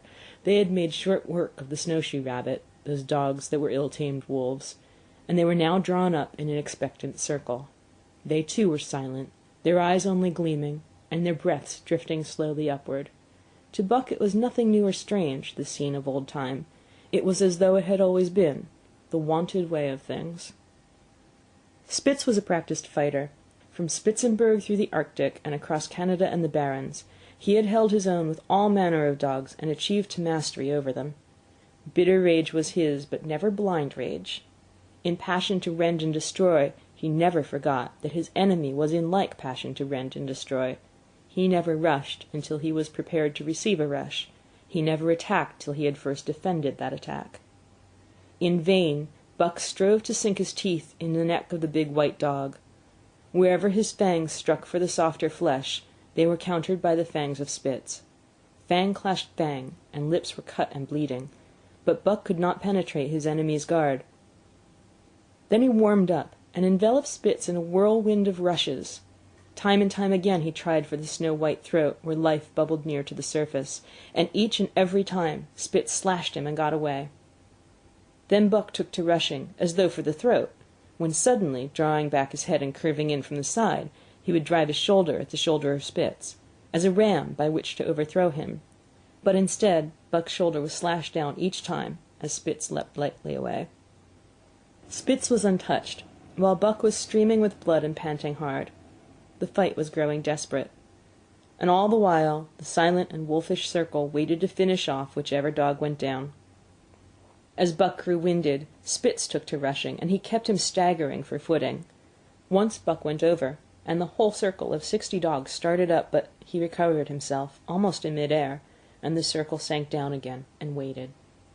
But Buck possessed a quality that made for greatness: imagination. He fought by instinct, but he could fight by head as well. He rushed, as though attempting the old shoulder trick, but at the last instant swept low to the snow and in. His teeth closed on Spitz's left foreleg. There was a crunch of breaking bone, and the white dog faced him on 3 legs. Thrice he tried to knock him over, then repeated the trick and broke the right foreleg. Despite the pain and helplessness, Spitz struggled madly to keep up. He saw the silent circle, with gleaming eyes, lolling tongues, and silvery breaths drifting upward, closing in upon him, as he had seen similar circles close in upon beaten antagonists in the past. Only this time he was the one who was beaten. There was no hope for him. Buck was inexorable. Mercy was a thing reserved for gentler climes. He maneuvered for the final rush. The circle had tightened till he could feel the breaths of the huskies on his flanks. He could see them beyond Spitz and to either side, half crouching for the spring, their eyes fixed upon him. A pause seemed to fall. Every animal was motionless, as though turned to stone. Only Spitz quivered and bristled as he staggered back and forth, snarling with horrible menace, as though to frighten off impending death. Then Buck sprang in and out, but while he was in, shoulder had last squarely met shoulder. The dark circle became a dot on the moon-flooded snow as Spitz disappeared from view. Buck stood and looked on, the successful champion, the dominant primordial beast who had made his kill and found it good. End of Chapter 3. Call of the Wild by Jack London. Chapter 4. who has won to mastership. What I say? I speak true when I say dat Buck too devil. This was Francois's speech the next morning, when he discovered Spitz missing and Buck covered with wounds. He drew him to the fire, and by its light pointed them out. "Dat Spitz fight like hell," said Perrault as he surveyed the gaping rips and cuts. "And dat Buck fight like two hell," was Francois's answer. "And now we make good time. No more Spitz, no more trouble, sure." While Perrault packed the camp outfit and loaded the sled, the dog-driver proceeded to harness the dogs. Buck trotted up to the place Spitz would have occupied as leader, but Francois, not noticing him, brought Sol-leks to the coveted position. In his judgment, Sol-leks was the best lead dog left. Buck sprang upon Sol-leks in a fury, driving him back and standing in his place. "Eh, Francois cried, slapping his thighs gleefully. "Look at dat Buck! Him kill dat Spitz, him think to take de job. Go away, Chook!" he cried. But Buck refused to budge. He took Buck by the scruff of the neck, and though the dog growled threateningly, dragged him to one side and replaced Sol-leks. The old dog did not like it, and showed plainly that he was afraid of Buck. Francois was obdurate, but when he turned his back, Buck again displaced Sol-leks, who was not at all unwilling to go. Francois was angry. "Now, by gar, I fix you!" he cried, coming back with a heavy club in his hand. Buck remembered the man in the red sweater, and retreated slowly, nor did he attempt to charge in when Sol-leks was once more brought forward, but he circled just beyond the range of the club, snarling with bitterness and rage, and while he circled, he watched the club so as to dodge it if thrown by Francois, for he was become wise in the way of clubs. The driver went about his work, and he called to Buck when he was ready to put him in his old place in front of Dave. Buck retreated 2 or 3 steps. Francois followed him up, whereupon he again retreated. After some time of this, Francois threw down the club, thinking that Buck feared a thrashing. But Buck was in open revolt. He wanted not to escape a clubbing, but to have the leadership. It was his by right. He had earned it, and he would not be content with less. Perrault took a hand. Between them, they ran him about for the better part of an hour. They threw clubs at him. He dodged. They cursed him, and his fathers and mothers before him, and all his seed to come after him down to the remotest generation, and every hair on his body and drop of blood in his veins. And he answered curse with snarl, and kept out of their reach. He did not try to run away, but retreated around and around the camp, advertising plainly that when his desire was met he would come in and be good. Francois sat down and scratched his head. Perrault looked at his watch and swore. Time was flying, and they should have been on the trail an hour gone. Francois scratched his head again. He shook it, and grinned sheepishly at the courier, who shrugged his shoulders, in sign that they were beaten. Then Francois went up to where Sol-leks stood and called to Buck. Buck laughed as dogs laugh, yet kept his distance. Francois unfastened Sol-leks' traces and put him back in his old place. The team stood harnessed to the sled in an unbroken line, ready for the trail. There was no place for Buck save at the front. Once more Francois called, and once more Buck laughed and kept away.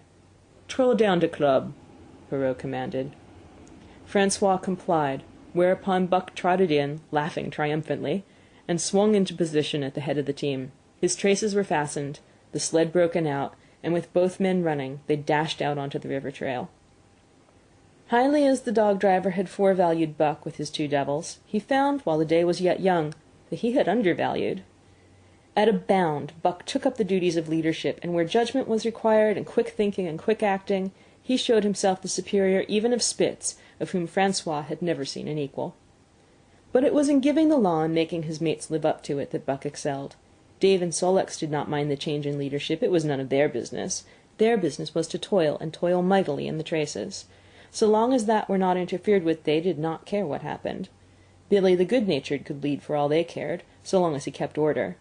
The rest of the team, however, had grown unruly during the last days of Spitz, and their surprise was great now that Buck proceeded to lick them into shape.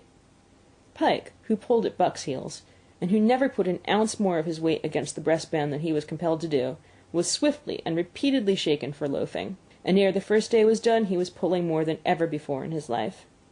The first night in camp, Joe, the sour one, was punished roundly, a thing that Spitz had never succeeded in doing. Buck simply smothered him by virtue of his superior weight, and cut him up until he ceased snapping and began to whine for mercy. The general tone of the team picked up immediately. It recovered its old-time solidarity, and once more the dogs leaped as one dog in the traces. At the Rink Rapids 2 native huskies, Teek and Kuna, were added, and the celerity with which Buck broke them in took away Francois's breath. "Never such a dog as that Buck!" he cried. "No, never! Him worth $1,000, by God! What you say, Perrault?" And Perrault nodded. He was ahead of the record then, and gaining day by day. The trail was in excellent condition, well packed and hard, and there was no new fallen snow with which to contend. It was not too cold. The temperature dropped to 50 below zero, and remained there the whole trip. The men rode and ran by turn, and the dogs were kept on the jump, but with infrequent stoppages. The 30-mile river was comparatively coated with ice, and they covered in 1 day going out what had taken them 10 days coming in. In one run they made a 60-mile dash from the foot of Lake LaBarge to the White Horse Rapids. Across Marsh, Tagish, and Bennett, 70 miles of lakes. They flew so fast that the man whose turn it was to run towed behind the sled at the end of a rope. And on the last night of the second week, they topped White Pass and dropped down the sea slope with the lights of Sagaway and of the shipping at their feet. It was a record run. Each day for 14 days they had averaged 40 miles. For 3 days, Perrault and Francois threw chests up and down the main street of Sagaway, and were deluged with invitations to drink, while the team was the constant centre of a worshipful crowd of dog-busters and mushers. Then 3 or 4 Western bad men aspired to clean out the town, and were riddled like pepper-boxes for their pains, and the public interest turned to other idols. Next came official orders. Francois called Buck to him, threw his arms around him, and wept over him. And that was the last of Francois and Perrault. Like other men, they passed out of Buck's life for good. A Scotch half-breed took charge of him and his mates, and in company with a dozen other dog teams, he started back over the weary trail to Dawson. There was no light running now, nor record time, but heavy toil each day, with a heavy load behind, for this was the mail train, carrying word from the world to the men who sought gold under the shadow of the pole. Buck did not like it, but he bore up well to the work, taking pride in it after the manner of Dave and Sol-leks, and seeing that his mates, whether they prided in it or not, did their fair share. It was a monotonous life, operating with machine-like regularity. One day was very like another. At a certain time each morning the cooks turned out, fires were built, and breakfast was eaten. Then, while some broke camp, others harnessed the dogs, and they were under way an hour or so before the darkness fell which gave warning of dawn. At night camp was made. Some pitched the flies, others cut firewood and pine boughs for the beds, and still others carried water or ice for the cooks. Also the dogs were fed. To them this was the one feature of the day, though it was good to loaf around after the fish was eaten for an hour or so with the other dogs, of which there were 50 and odd. There were fierce fighters among them, but 3 battles with the fiercest brought Buck to mastery, so that when he bristled and showed his teeth, they got out of the way. Best of all, perhaps, he loved to lie near the fire, hind legs crouched under him, 4 legs stretched out in front, head raised, and eyes blinking dreamily at the flames. Sometimes he thought of Judge Miller's big house in the sun-kissed Santa Clara Valley, and of the cement swimming tank, and Isabel the Mexican hairless, and Toots the Japanese pug. But oftener he remembered the man in the red sweater, the death of Curly, the great fight with Spitz, and the good things he had eaten or would like to eat. He was not homesick. The Sunland was very dim and distant, and such memories had no power over him. Far more potent were the memories of his heredity, that gave things he had never seen before a seeming familiarity, the instincts, which were but the memories of his ancestors become habits, which had lapsed in later days, and still later, in him, quickened and became alive again. Sometimes as he crouched there, blinking dreamily at the flames, it seemed that the flames were of another fire, and that as he crouched by this other fire he saw another and different man from the half-breed cook before him. This other man was shorter of leg and longer of arm, with muscles that were stringy and knotty rather than rounded and swelling. The hair of this man was long and matted, and his head slanted back under it from the eyes. He uttered strange sounds, and seemed very much afraid of the darkness, into which he peered continually, clutching in his hand, which hung midway between knee and foot, a stick with a heavy stone made fast to the end. He was all but naked, a ragged and fire-scorched skin hanging part way down his back, but on his body there was much hair. In some places, across the chest and shoulders, and down the outside of the arms and thighs, it was matted into almost a thick fur. He did not stand erect, but with trunk inclined forward from the hips, on legs that bent at the knees. About his body there was a peculiar springiness or resiliency, almost cat-like, and a quick alertness, as of one who lived in perpetual fear of things seen and unseen. At other times this hairy man squatted by the fire with head between his legs and slept. On such occasions his elbows were on his knees, his hands clasped above his head as though to shed rain by the hairy arms. And beyond that fire, in the circling darkness, Buck could see many gleaming coals, 2 by 2, always 2 by 2, which he knew to be the eyes of great beasts of prey. He could hear the crashing of their bodies through the undergrowth and the noises that they made in the night. And dreaming there by the Yukon bank, with lazy eyes blinking by the fire, these sights and sounds of another world would make the hair to rise along his back and stand on end across his shoulders and up his neck, till he whimpered low and suppressedly or growled softly, and the half-breed cook shouted at him, "Hey, you Buck, wake up!" Whereupon the other world would vanish, and the real world come into his eyes, and he would get up and yawn and stretch as though he'd been asleep. It was a hard trip with the mail behind them, and the heavy work wore them down. They were short of weight and in poor condition when they made Dawson, and should have had 10 days or a week's rest at least. But in 2 days' time they dropped down the Yukon bank from the barracks, loaded with letters for the outside. The dogs were tired, the drivers grumbling, and to make matters worse it snowed every day. This meant a soft trail, greater friction on the runners, and heavier pulling for the dogs, yet the drivers were fair through it all, and did their best for the animals. Each night the dogs were attended to first. They ate before the drivers ate, and no man sought his sleeping robe till he had seen to the feet of the dogs he drove. Still their strength went down. Since the beginning of the winter they had travelled 1,800 miles, dragging sleds the whole weary distance, and 1,800 miles will tell upon life of the toughest. Buck stood it, keeping his mates up to their work and maintaining discipline, though he, too, was very tired. Billy cried and whimpered regularly in his sleep each night. Joe was sourer than ever, and Sol-leks was unapproachable, blind side or other side. But it was Dave who suffered most of all. Something had gone wrong with him. He became morose and irritable, and when camp was pitched at once made his nest where his driver fed him. Once out of the harness and down, he did not get on his feet again till harness-up time in the morning. Sometimes in the traces, when jerked by a sudden stoppage of the sled or straining to start, he would cry out with pain. The driver examined him but could find nothing. All the drivers became interested in his case. They talked it over at meal-time and over their last pipes before going to bed, and one night they held a consultation. He was brought from his nest to the fire, and was pressed and prodded till he cried out many times. Something was wrong inside, but they could locate no broken bones, and could not make it out. By the time Cassiar Bar was reached, he was so weak that he was falling repeatedly in the traces. The Scotch half-breed called a halt, and took him out of the team, making the next dog, Sol-leks, fast to the sled. His intention was to rest Dave, letting him run free behind the sled.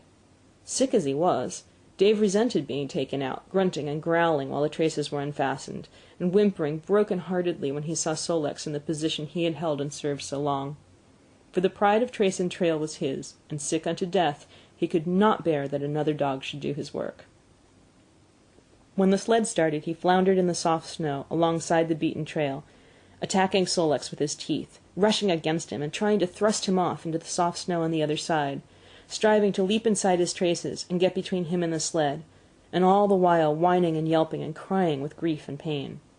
The half-breed tried to drive him away with the whip, but he paid no heed to the stinging lash, and the man had not the heart to strike harder.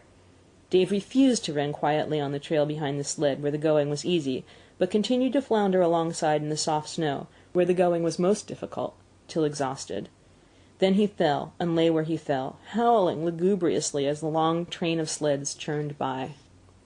With the last remnant of his strength, he managed to stagger along behind till the train made another stop, when he floundered past the sleds to his own, where he stood alongside Sol-leks.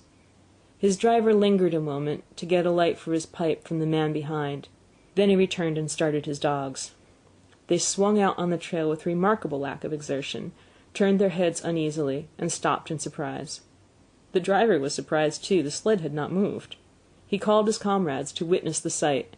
Dave had bitten through both of Solek's traces, and was standing directly in front of the sled, in his proper place. He pleaded with his eyes to remain there. The driver was perplexed. His comrades talked of how a dog could break its heart through being denied the work that killed it, and recalled instances they had known where dogs, too old for the toil or injured, had died because they were cut out of the traces. Also, they held it a mercy, since Dave was to die anyway, that he should die in the traces, heart easy and content. So he was harnessed in again, and proudly he pulled as of old, though more than once he cried out involuntarily from the bite of his inward hurt. Several times he fell down and was dragged in the traces, and once the sled ran upon him so that he limped thereafter in one of his hind legs. But he held out till camp was reached, when his driver made a place for him by the fire. Morning found him too weak to travel. At harness-up time he tried to crawl to his driver. By convulsive efforts he got on his feet, staggered, and fell. Then he wormed his way forward slowly toward where the harnesses were being put on his mates. He would advance his forelegs and drag his body up with a sort of hitching movement. Then he would advance his forelegs and hitch again ahead for a few more inches. His strength left him, and the last his mates saw of him, he lay gasping in the snow and yearning toward them. But they could hear him mournfully howling till they passed out of sight behind a belt of river timber. Here the train was halted. The Scotch half-breed slowly retraced his steps to the camp they had left. The men ceased talking. A revolver shot rang out. The man came back hurriedly. The whip snapped. The bells tinkled merrily. The sleds churned along the trail. But Buck knew, and every dog knew, what had taken place behind the belt of river trees. End of Chapter 4. The Call of the Wild by Jack London. And this is Chapters 5 and 6. Chapter 5. The Toil of Trace and Trail. 30 days from the time it left Dawson, the saltwater mail, with Buck and his mates at the fore, arrived at Skagway. They were in a wretched state, worn out and worn down. Buck's 140 pounds had dwindled to 115. The rest of his mates, though lighter dogs, had relatively lost more weight than he. Pike, the malingerer, who, in his lifetime of deceit, had often successfully feigned a hurt leg, was now limping in earnest. Sol Leks was limping, and Dub was suffering from a wrenched shoulder-blade. They were all terribly footsore. No spring or rebound was left in them. Their feet fell heavily on the trail, jarring their bodies and doubling the fatigue of a day's travel. There was nothing the matter with them except that they were dead tired.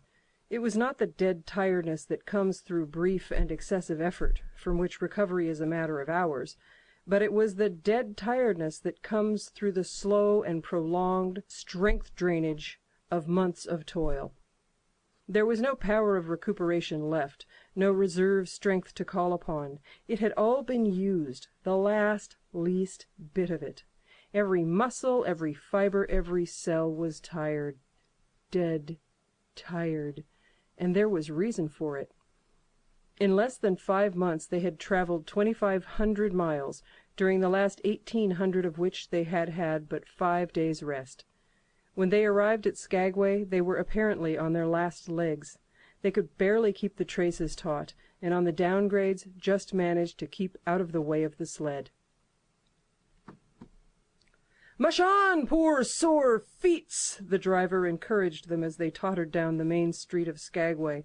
"This is de lass. Then we get one long rest, eh, for sure. One bully long rest." The drivers confidently expected a long stopover. Themselves, they had covered 1,200 miles with just 2 days' rest, and in the nature of reason and common justice, they deserved an interval of loafing. But so many were the men who had rushed into the Klondike, and so many were the sweethearts, wives, and kin that had not rushed in, that the congested mail was taking on Alpine proportions. Also, there were official orders. Fresh batches of Hudson Bay dogs were to take the places of those worthless for the trail. The worthless ones were to be got rid of, and since dogs count for little against dollars, they were to be sold. 3 days passed, by which time Buck and his mates found how really tired and weak they were. Then, on the morning of the 4th day, 2 men from the States came along and bought them, harness and all, for a song. The men addressed each other as Hal and Charles. Charles was a middle-aged, lightish-colored man with weak and watery eyes and a mustache that twisted fiercely and vigorously up, giving the lie to the limply drooping lip it concealed. Hal was a youngster of 19 or 20 with a big Colt's revolver and a hunting knife strapped about him on the belt that fairly bristled with cartridges. This belt was the most salient thing about him. It advertised his callowness, a callowness sheer and unutterable. Both men were manifestly out of place, and why such as they should adventure north is part of the mystery of things that passes understanding. Buck heard the chaffering, saw the money pass between the man and the government agent, and knew that the Scotch half-breed and the mail-train drivers were passing out of his life on the heels of Perrault and Francois and the others who had gone before. When driven with his mates to the new owner's camp, Buck saw a slipshod and slovenly affair, tent half-stretched, dishes unwashed, everything in disorder. Also he saw a woman. Mercedes, the men called her. She was Charles's wife and Hal's sister. A nice family party. Buck watched them apprehensively as they proceeded to take down the tent and load the sled. There was a great deal of effort about their manner, but no businesslike method. The tent was rolled into an awkward bundle 3 times as large as it should have been. The tin dishes were packed away unwashed. Mercedes continually fluttered in the way of her men, and kept up an unbroken chattering of remonstrance and advice. When they put a clothes sack on the front of the sled, she suggested it should go on the back, and when they had put it on the back and covered it over with a couple of other bundles, she discovered overlooked articles which could abide nowhere else but in that very sack, and they unloaded again. 3 men from a neighboring tent came out and looked on, grinning and winking at one another. "You've got a right smart load as it is," said one of them, "and it's not me should tell you your business, but I wouldn't tote that tent along if I was you." "Undreamed of!" cried Mercedes, throwing her hands in a dainty dismay. "However in the world would I manage without a tent?" "It's springtime, and you won't get any more cold weather," the man replied. She shook her head decidedly, and Charles and Hal put the last odds and ends on top of the mountainous load. "Think it'll ride?" one of the men asked. "Why shouldn't it?" Charles demanded rather shortly. "Oh, that's all right, that's all right," the man hastened meekly to say. "I was just a-wondering, that is all. It seemed a mite top-heavy." Charles turned his back and drew the lashings down as well as he could, which was not in the least well. "And of course the dogs can hike along all day with that contraption behind them," affirmed the second of the men. "Certainly," said Hal, with freezing politeness, taking hold of the gee-pole with one hand and swinging his whip from the other. "Mush!" he shouted. "Mush on there!" The dogs sprang against the breastband, strained hard for a few moments, then relaxed. They were unable to move the sled. "Lazy brutes, I'll show them!" he cried, preparing to lash out at them again with the whip. But Mercedes interfered, crying, "Oh, Hal, you mustn't!" as she caught a hold of the whip and wrenched it from him. "The poor dears!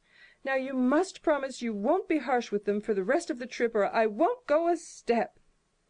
"Precious lot you know about dogs," her brother sneered, "and I wish you'd leave me alone.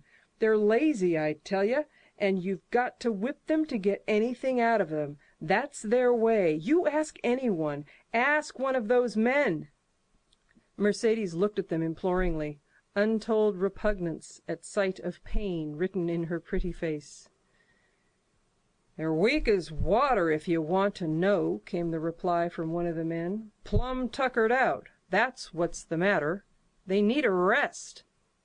"Rest be blanked," said Hal with his beardless lips, and Mercedes said, "Oh!" in a pain and sorrow at the oath. But she was a clannish creature, and rushed at once to the defense of her brother. "Never mind that man," she said pointedly. "You're driving our dogs, and you do what you think is best with them."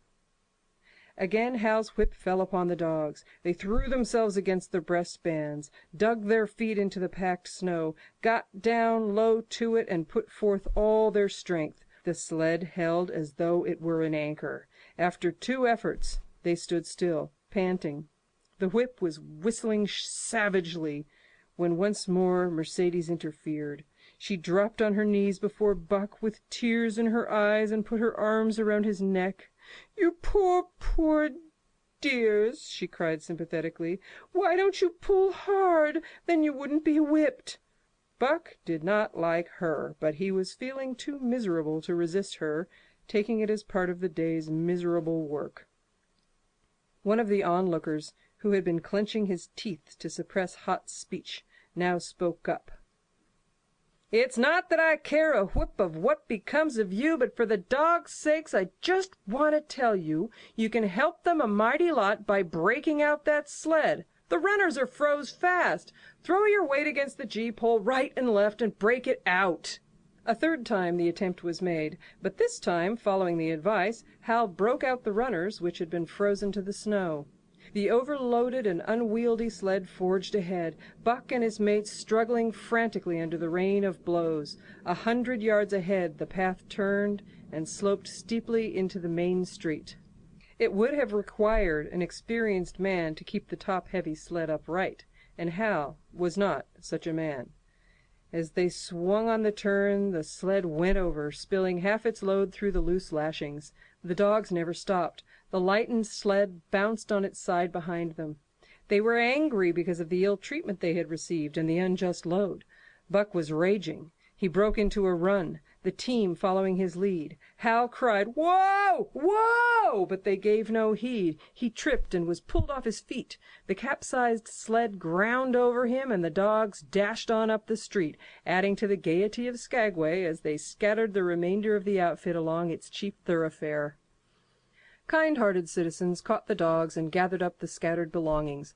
Also they gave advice. Half the load and twice the dogs, if they ever expected to reach Dawson, was what they said. Hal and his sister and brother-in-law listened unwillingly, pitched tent, and overhauled the outfit. Canned goods were turned out that made men laugh, for canned goods on the long trail is a thing to dream about. "Blankets for a hotel," quoth one of the men who laughed and helped. "Half as many is too much. Get rid of them. Throw away that tent and all those dishes. Who's going to wash them anyway? Good Lord, do you think you're traveling on a Pullman?" And so it went. The inexorable elimination of the superfluous. Mercedes cried when her clothes bags were dumped on the ground and article after article was thrown out. She cried in general, and she cried in particular over each discarded thing. She clasped hands about knees, rocking back and forth broken-heartedly. She averred that she would not go an inch, not for a dozen Charleses. She appealed to everybody and to everything, finally wiping her eyes and proceeding to cast out even articles of apparel that were imperative necessaries. And, in her zeal, when she had finished with her own, she attacked the belongings of her men and went through them like a tornado. This accomplished, the outfit, though cut in half, was still a formidable bulk. Charles and Hal went out in the evening and bought 6 outside dogs. These, added to the 6 of the original team, and Teek and Kuna, the huskies obtained at the Rink Rapids on the record trip, brought the team up to 14. But the outside dogs, though particularly broken in since their landing, did not amount to much. These were short-haired pointers. One was a Newfoundland, and the other 2 were mongrels of indeterminate breed. They did not seem to know anything, these newcomers. Buck and his comrades looked upon them with disgust, and though he speedily taught them their places and what not to do, he could not teach them what to do. They did not take kindly to trace and trail. With the exception of the 2 mongrels, they were bewildered and spirit-broken by the strange, savage environment in which they found themselves, and by the ill treatment they had received. The 2 mongrels were without spirit at all. Bones were the only things breakable about them. With the newcomers hopeless and forlorn, and the old team worn out by 2,500 miles of continuous trail, the outlook was anything but bright. The 2 men, however, were quite cheerful. And they were proud, too. They were doing the thing in style, with 14 dogs. They had seen other sleds depart over the pass for Dawson, or come in from Dawson, but never had they seen a sled with so many as 14 dogs. In the nature of Arctic travel, there was a reason why 14 dogs should not drag one sled, and that was that one sled could not carry the food for 14 dogs. But Charles and Hal did not know this. They had worked the trip out with a pencil. So much to a dog, so many dogs, so many days, QED. Mercedes looked over their shoulders and nodded comprehensively. It was all so very simple. Late next morning Buck led the long team up the street. There was nothing lively about it. No snap or go in him and his fellows. They were starting dead weary. 4 times he had covered the distance between Saltwater and Dawson, and the knowledge that, jaded and tired, he was facing the same trail once more made him bitter. His heart was not in the work, nor was the heart of any dog.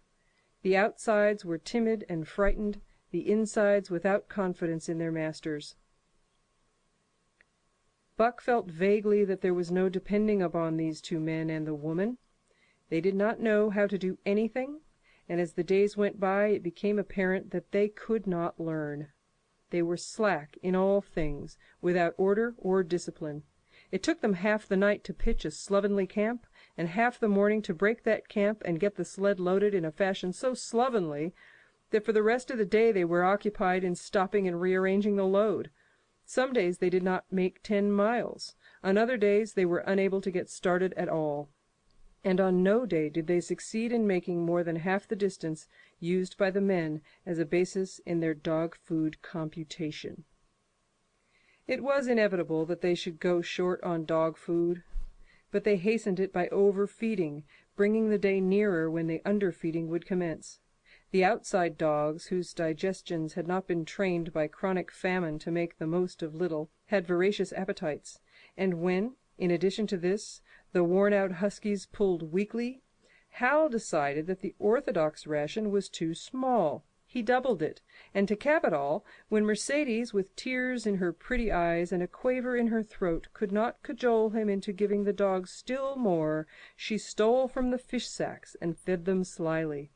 But it was not food that Buck and the huskies needed, but rest, and though they were making poor time, the heavy load they dragged sapped their strength severely. Then came the underfeeding. Hal awoke one day to the fact that his dog food was half gone, and the distance only a quarter covered. Further, that for love or money no additional dog food was to be obtained. So he cut down even the orthodox ration and tried to increase the day's travel. His sister and brother-in-law seconded him, but they were frustrated by their heavy outfit and their own incompetence.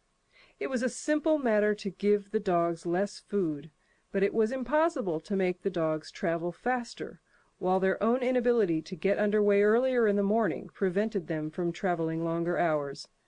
Not only did they not know how to work dogs, but they did not know how to work themselves. The first to go was Dub. Poor blundering thief that he was, always getting caught and punished, he had none the less been a faithful worker. His wrenched shoulder blade, untreated and unrested, went from bad to worse, till finally Hal shot him with the big Colt's revolver. It is a saying of the country that an outside dog starves to death on the ration of the husky, so the 6 outside dogs under Buck would do no less than die on half the ration of the husky.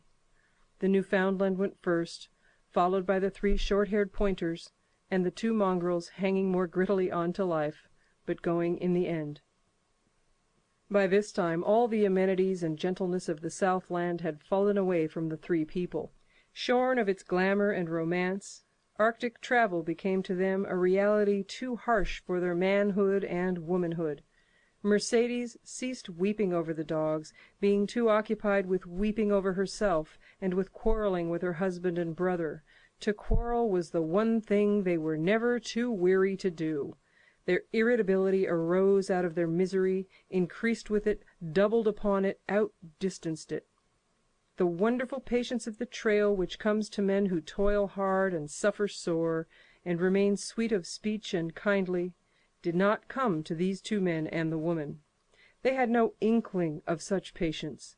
They were stiff and in pain, their muscles ached, their bones ached, their blood ran cold. They Their very hearts ached, and because of this they became sharp of speech, and hard words were first on their lips in the morning and last at night.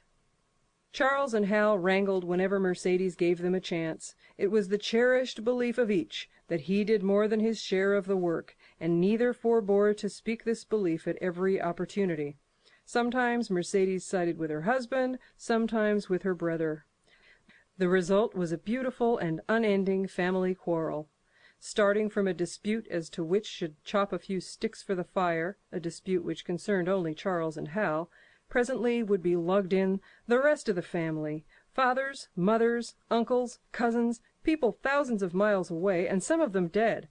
That Hal's views on art, or the sort of society plays his mother's brother wrote, would have anything to do with chopping a few sticks of firewood passes comprehension.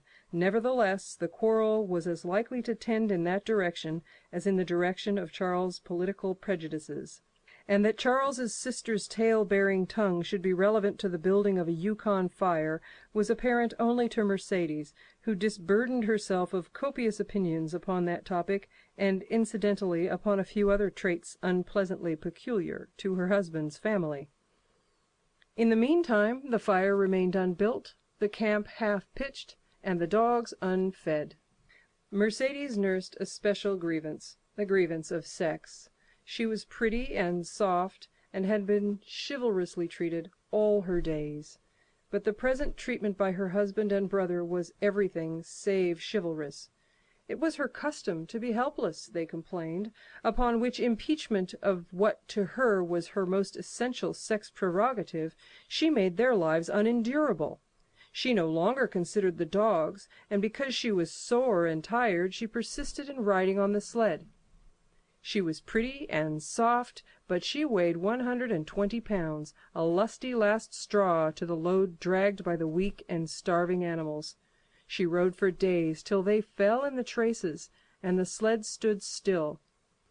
Charles and Hal begged her to get off and walk, pleaded with her, entreated, the while she wept and importuned heaven with a recital of their brutality. On one occasion they took her off the sled by main strength. They never did it again. She let her legs go limp like a spoiled child, and sat down on the trail. They went on their way, but she did not move. After they had traveled 3 miles, they unloaded the sled, came back for her, and by main strength put her on the sled again. In the excess of their own misery, they were callous to the suffering of their animals. Hal's theory, which he practiced on others, was that one mustn't get hardened. He had started out preaching it to his sister and brother-in-law. Failing there, he hammered it into the dogs with a club. At the 5 fingers, the dog food gave out, and a toothless old squaw offered to trade them a few pounds of frozen horsehide for the Colt's revolver that kept the big hunting knife company at Hal's hip. A poor substitute for the food was this hide, just as it had been stripped from the starved horses of the cattlemen 6 months back. In its frozen state, it was more like strips of galvanized iron, and when a dog wrestled it into his stomach, it thawed into thin and innutritious leathery strings, and into mass of short hair, irritating and indigestible. And through it all, Buck staggered along at the head of the team, as in a nightmare. He pulled when he could no longer pull, he fell down and remained down till blows from whip or club drove him to his feet again. All the stiffness and gloss had gone out of his beautiful furry coat. The hair hung down, limp and draggled, or matted with dried blood where Hal's club had bruised him. His muscles had wasted away to knotty strings, and the flesh pads had disappeared, so that each rib and every bone in his frame were outlined cleanly through the loose hide that was wrinkled in folds of emptiness. It was heartbreaking. Only Buck's heart was unbreakable. The man in the red sweater had proved that. As it was with Buck, so it was with his mates. They were perambulating skeletons. There were 7 altogether, including him.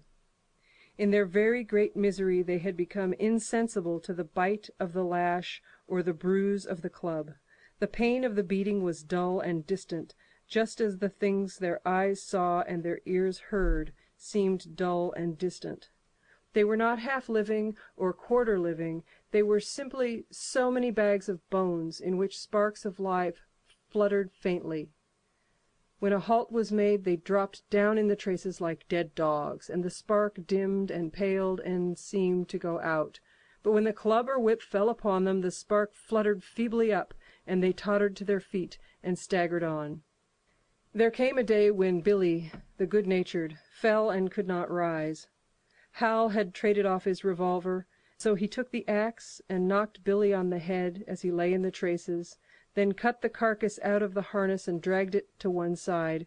Buck saw, and his mates saw, and they knew that this thing was very close to them. And on the next day Kuna went, and but 5 of them remained. Joe, too far gone to be malignant; Pike, crimped and limping, only half conscious and not conscious enough longer to malinger; Sol Lex, the one-eyed, still faithful to the toil and trace and trail, and mournful in that he had so little strength with which to pull; Teek, who had not traveled so far that winter and who was now beaten more than the others because he was fresher; and Buck, still at the head of the team, but no longer enforcing discipline or striving to enforce it, blind with weakness half the time and keeping the trail by the loom of it and by the dim feel of his feet. It was beautiful spring weather, but neither dogs nor humans were aware of it. Each day the sun rose earlier and set later. It was dawn by 3 in the morning, and twilight lingered till 9 at night. The whole long day was a blaze of sunshine. The ghostly winter silence had given way to the great spring murmur of awakening life. This murmur arose from all the land, fraught with the joy of living.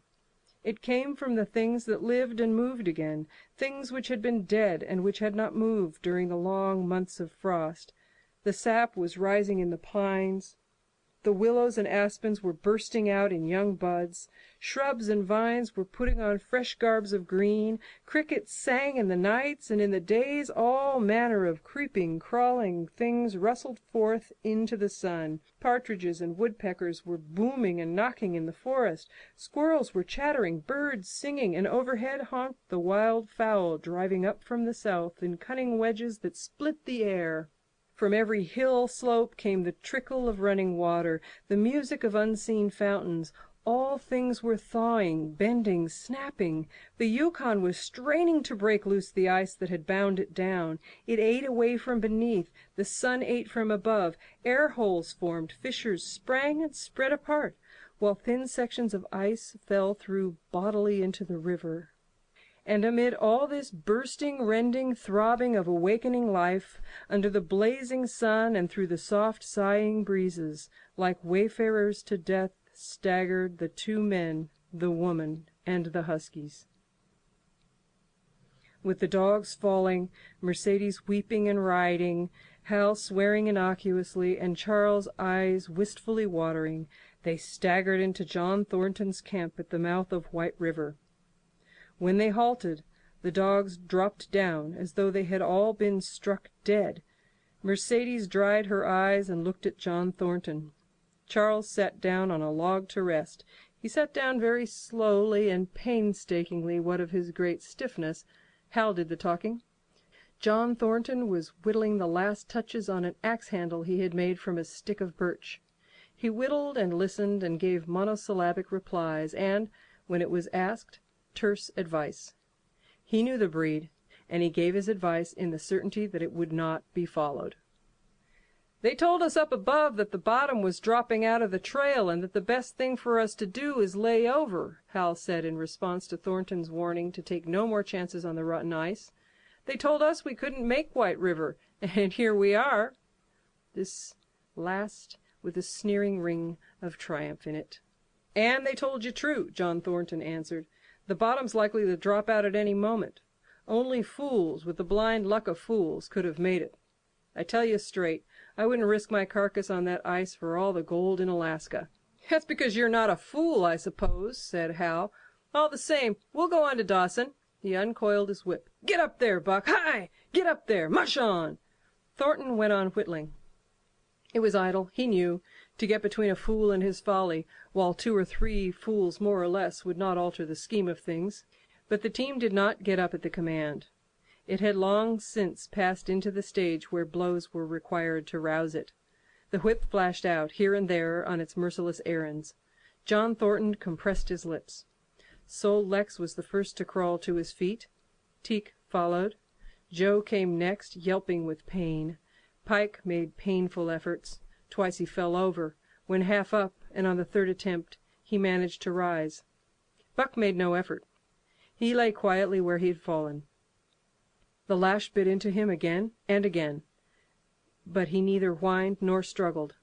Several times Thornton started as though to speak, but changed his mind. A moisture came into his eyes, and, as the whipping continued, he arose and walked irresolutely up and down. This was the first time Buck had failed, in itself a sufficient reason to drive Hal into a rage. He exchanged the whip for the customary club. Buck refused to move under the rain of heavier blows which now fell upon him. Like his mates, he, barely able to get up, but, unlike them, he had made up his mind not to get up.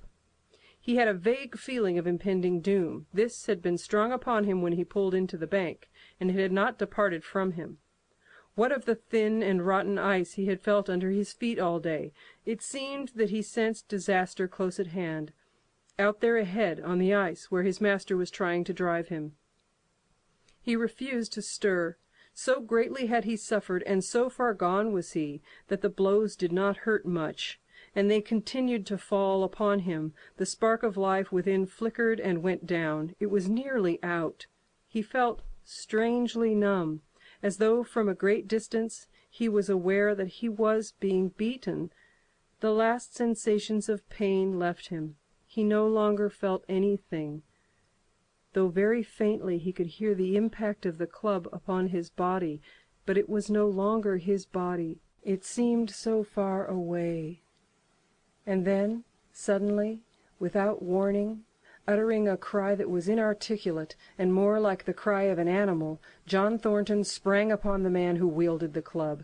Hal was hurled backward, as though struck by a failing tree. Mercedes screamed. Charles looked on wistfully, wiped his watery eyes, but did not get up because of his stiffness. John Thornton stood over Buck, struggling to control himself, too convulsed with rage to speak. "If you strike that dog again, I'll kill you," he at last managed to say in a choking voice. "It's my dog," Hal replied, wiping the blood from his mouth as he came back. "Get out of my way or I'll fix you. I'm going to Dawson."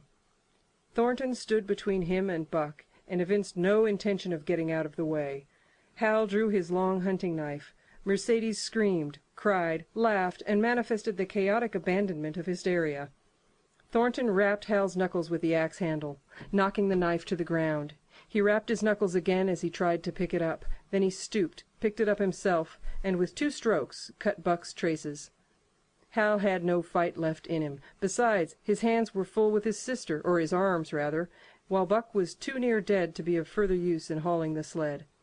A few minutes later they pulled out from the bank and down the river. Buck heard them go and raised his head to see. Pike was leading, Sol Leks was at the wheel, and between were Joe and Teek. They were limping and staggering. Mercedes was riding the loaded sled. Hal guided at the gee-pole, and Charles stumbled along in the rear. As Buck watched them, Thornton knelt beside him and with rough, kindly hands searched for broken bones. By the time his search had disclosed nothing more than many bruises and a state of terrible starvation, the sled was a quarter of a mile away. Dog and man watched it crawling along over the ice. Suddenly they saw its back end drop down as into a rut, and the gee-pole, with Hal clinging to it, jerk into the air. Mercedes's scream came to their ears. They saw Charles turn and make one step to run back, and then a whole section of ice give way, and the dogs and humans disappear. A yawning hole was all that was to be seen. The bottom had dropped out of the trail. John Thornton and Buck looked at each other. "You poor devil," said John Thornton, and Buck licked his hand. Chapter 6. For the Love of a Man. When John Thornton froze his feet in the previous December, his partners had made him comfortable and left him to get well, going on themselves up the river to get out a raft of saw logs for Dawson. He was still limping slightly at the time he rescued Buck, but with the continued warm weather even the slight limp left him. And here, lying by the river bank, through the long spring days, watching the running water, listening lazily to the songs of birds and the hum of nature, Buck slowly won back his strength.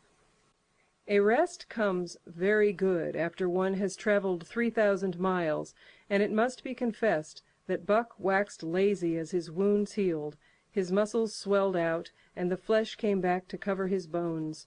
For that matter, they were all loafing, Buck, John Thornton, and Skeet and Nig, waiting for the raft to come that was to carry them down to Dawson. Skeet was a little Irish setter who early made friends with Buck, who, in a dying condition, was unable to resent her first advances. She had the doctor trait which some dogs possess, and as a mother cat washes her kittens, so she washed and cleansed Buck's wounds. Regularly each morning, after he had finished his breakfast, she performed her self-appointed task, until he came to look for her ministrations as much as he did for Thornton's. Nig, equally friendly, though less demonstrative, was a huge black dog, half bloodhound and half deerhound, with eyes that laughed, and a boundless good nature. To Buck's surprise, these dogs manifested no jealousy toward him. They seemed to share the kindliness and largeness of John Thornton.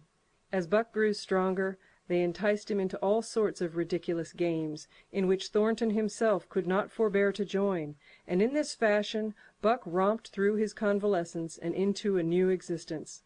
Love, genuine, passionate love, was his for the first time. This he had never experienced at Judge Miller's down in the sun-kissed Santa Clara Valley. With the Judge's sons, hunting and tramping, it had been a working partnership, with the Judge's grandsons a sort of pompous guardianship, and with the Judge himself a stately and dignified friendship. But love that was feverish and burning, that was adoration, that was madness, it had taken John Thornton to arouse. This man had saved his life, which was something, but further, he was the ideal master. Other men saw to the welfare of their dogs from a sense of duty and business expediency. He saw to the welfare of his as if they were his own children, because he could not help it, and he saw further. He never forgot a kindly greeting or a cheering word, and to sit down for a long talk with them, gas, as he called it, was as much his delight as theirs. He had a way of taking Buck's head roughly between his hands and resting his own head upon Buck's, of shaking him back and forth, the while calling him ill names that to Buck were love names. Buck knew no greater joy than that rough embrace and the sound of murmured oaths, and at each jerk back and forth it seemed that his heart would be shaken out of his body, so great was its ecstasy. And when released he sprang to his feet, his mouth laughing, his eyes eloquent, his throat vibrant with unuttered sound, and in that fashion remained without movement. John Thornton would reverently exclaim, "God, you can all but speak!" Buck had a trick of love expression that was akin to hurt. He would often seize Thornton's hand in his mouth and close so fiercely that the flesh bore the impress of his teeth for some time afterward, and Buck understood the oaths to be love words, so the man understood this feigned bite for a caress. For the most part, however, Buck's love was expressed in adoration. While he went wild with happiness when Thornton touched him or spoke to him, he did not seek these tokens. Unlike Skeet, who was wont to shove her nose under Thornton's hand and nudge until petted, or Nig, who would stalk up and rest his great head on Thornton's knee, Buck was content to adore at a distance. He would lie by the hour, eager, alert, at Thornton's feet, looking up into his face, dwelling upon it, studying it, following it with keenest interest, each fleeting expression, every movement or change of feature. Or, as chance might have it, he would lie farther away, to the side or rear, watching the outlines of the man and the occasional movements of his body, and often such was the communion in which they lived, the strength of Buck's gaze would draw John Thornton's head around, and he would return the gaze, without speech, his heart shining out of his eyes as Buck's heart shone out. For a long time after his rescue, Buck did not like Thornton to get out of his sight. From the moment he left the tent to when he entered it again, Buck would follow at his heels. His transient masters, since he had come into the Northland, had bred in him a fear that no master could be permanent. He was afraid that Thornton would pass out of his life as Perrault and Francois and the Scotch half-breed had passed out. Even in the night, in his dreams, he was haunted by this fear. At such times he would shake off sleep and creep through the chill of the flap of the tent, where he could stand and listen to the sound of his master's breathing. But in spite of this great love he bore John Thornton, which seemed to bespeak the soft civilizing influence, the strain of the primitive which the Northland had aroused in him, remained alive and active. Faithfulness and devotion, things born of fire and roof, were his, yet he retained his wildness and wiliness. He was a thing of the wild, come in from the wild, to sit by John Thornton's fire, rather than a dog of the soft Southland, stamped with the marks of generations of civilization. Because of his very great love, he could not steal from this man, but from any other man in any other camp he did not hesitate an instant, while the cunning with which he stole enabled him to escape detection. His face and body were scored by the teeth of many dogs, and he fought as fiercely as ever and more shrewdly. Skeet and Nig were too good-natured for quarreling. Besides, they belonged to John Thornton. But the strange dog, no matter what the breed or valor, swiftly acknowledged Buck's supremacy, or found himself struggling for life with a terrible antagonist. And Buck was merciless. He had learned well the law of club and fang, and he never forewent an advantage or drew back from a foe he had started on the way to death. He had lessoned from Spitz and from the chief fighting dogs of the police and mail, and he knew there was no middle course. He must master or be mastered, while to show mercy was a weakness. Mercy did not exist in the primordial life. It was misunderstood for fear, and such misunderstandings made for death. Kill or be killed, eat or be eaten was the law, and this mandate, down out of the depths of time, he obeyed. He was older than the days he had seen and the breaths he had drawn. He linked the past with the present, and the eternity behind him throbbed through him in a mighty rhythm, to which he swayed as the tides and seasons swayed.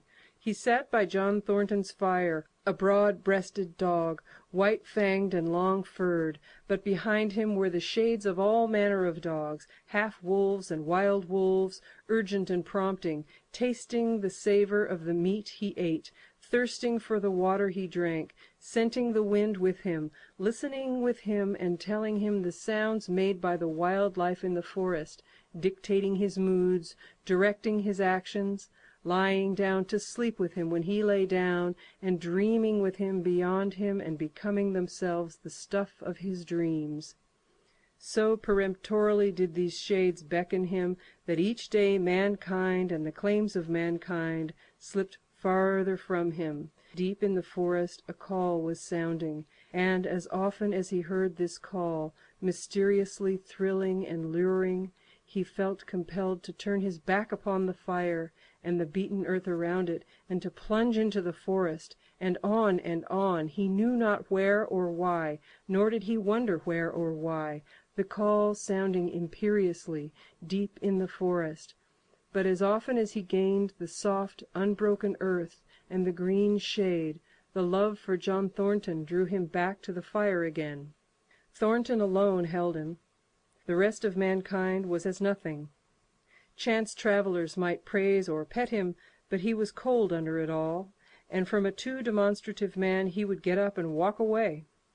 When Thornton's partners, Hans and Pete, arrived on the long-expected raft, Buck refused to notice them until he learned they were close to Thornton. After that he tolerated them in a passive sort of way, accepting favors from them as though he favored them by accepting.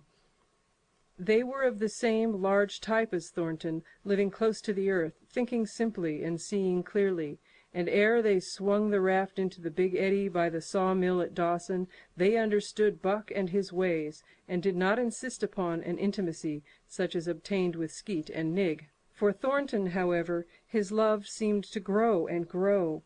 He alone among men could put a pack upon Buck's back in the summer traveling. Nothing was too great for Buck to do when Thornton commanded. One day they had grub-staked themselves from the proceeds of the raft and left Dawson for the headwaters of the Tanana. The men and dogs were sitting on the crest of a cliff which fell away straight down to naked bedrock 300 feet below. John Thornton was sitting near the edge, Buck at his shoulder. A thoughtless whim seized Thornton, and he drew the attention of Hans and Pete to the experiment he had in mind. "Jump, Buck!" he commanded, sweeping his arm out over the chasm. The next instant he was grappling with Buck on the extreme edge, while Hans and Pete were dragging them back into safety. "It's uncanny," Pete said, after it was over and they had caught their speech. Thornton shook his head. "No, it is splendid, and it is terrible, too. Do you know, it sometimes makes me afraid." "I'm not hankering to be the man that lays hands on you while he's around," Pete announced conclusively, nodding his head toward Buck. "By jingo!" was Hans' contribution. "Not mineself, either." It was at Circle City, ere the year was out, that Pete's apprehensions were realized. Black Burton, a man evil-tempered and malicious, had been picking a quarrel with the tenderfoot at the bar when Thornton stepped good-naturedly between. Buck, as was his custom, was lying in a corner, head on paws, watching his master's every action.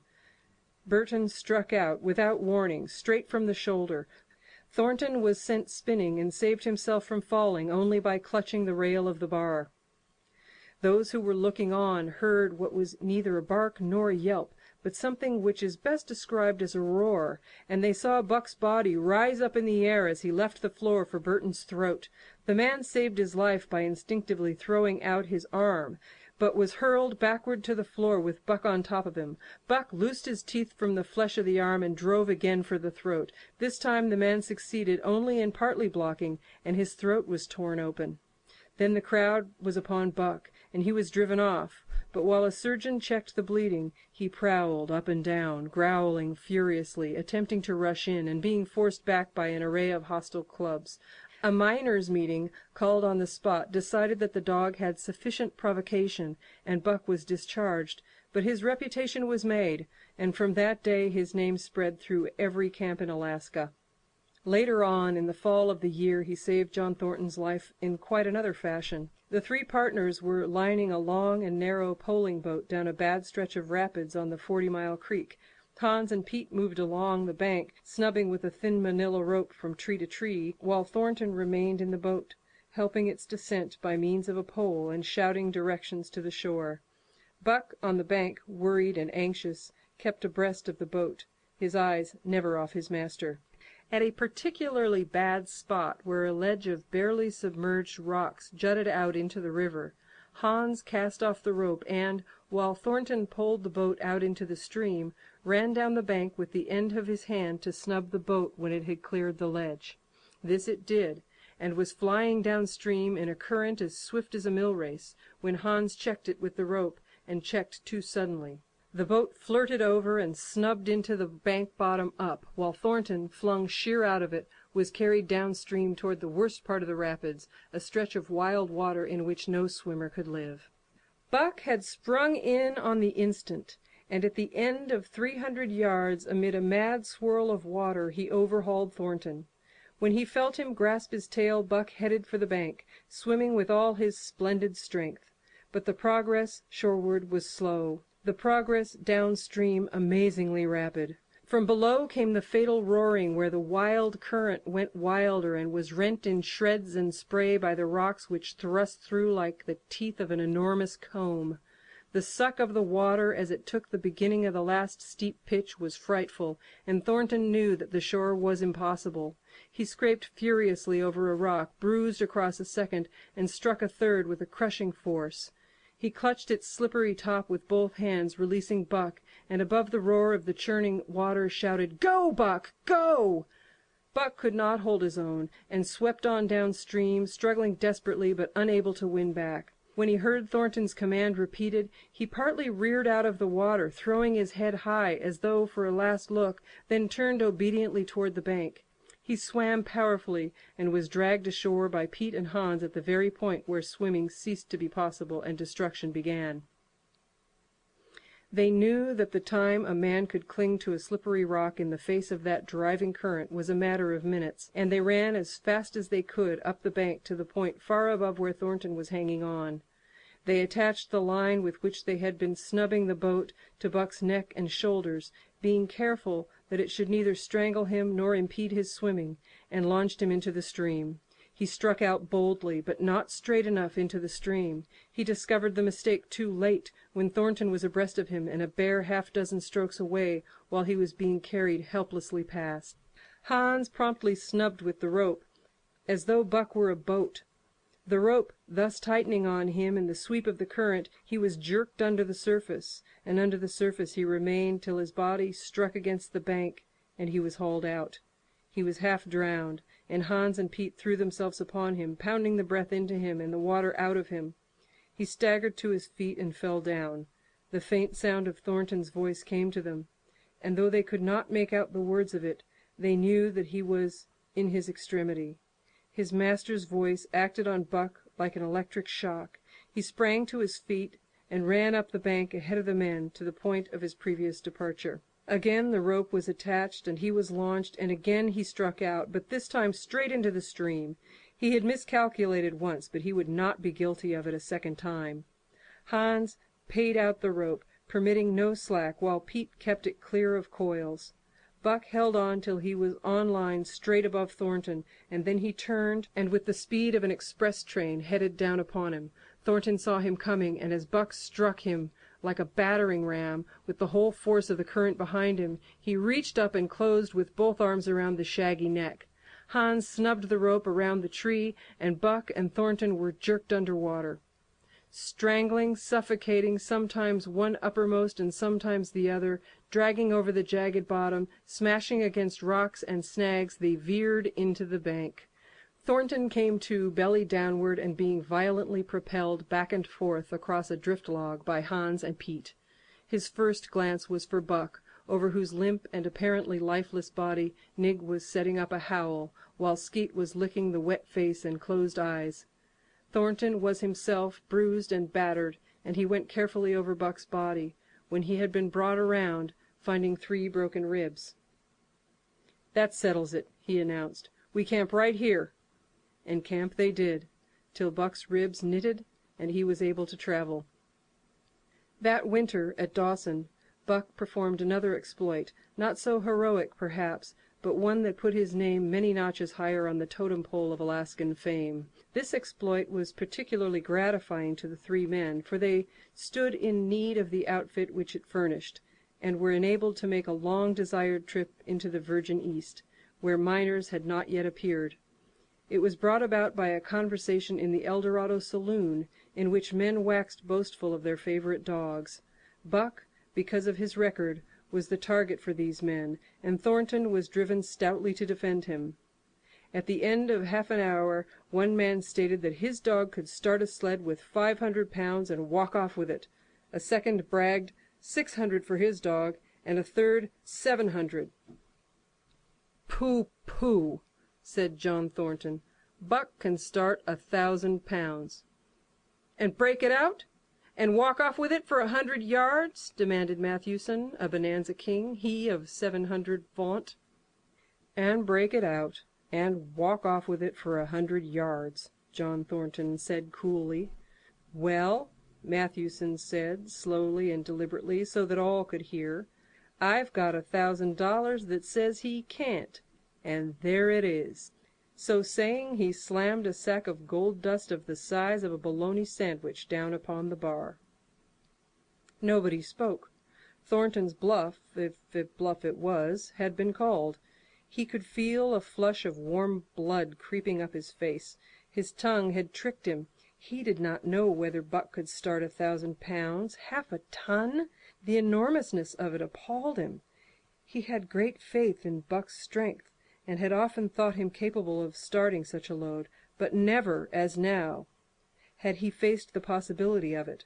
The eyes of a dozen men fixed upon him, silent and waiting. Further, he had no $1,000, nor Hans, or Pete. "I've got a sled standing outside now with 20 50-pound sacks of flour on it," Matthewson went on with brutal directness. "So don't let that hinder you." Thornton did not reply. He did not know what to say. He glanced from face to face in the absent way of a man who has lost the power of thought and is seeking somewhere to find the thing that will start it going again. The face of Jim O'Brien, a Mastodon king, an old-time comrade, caught his eyes.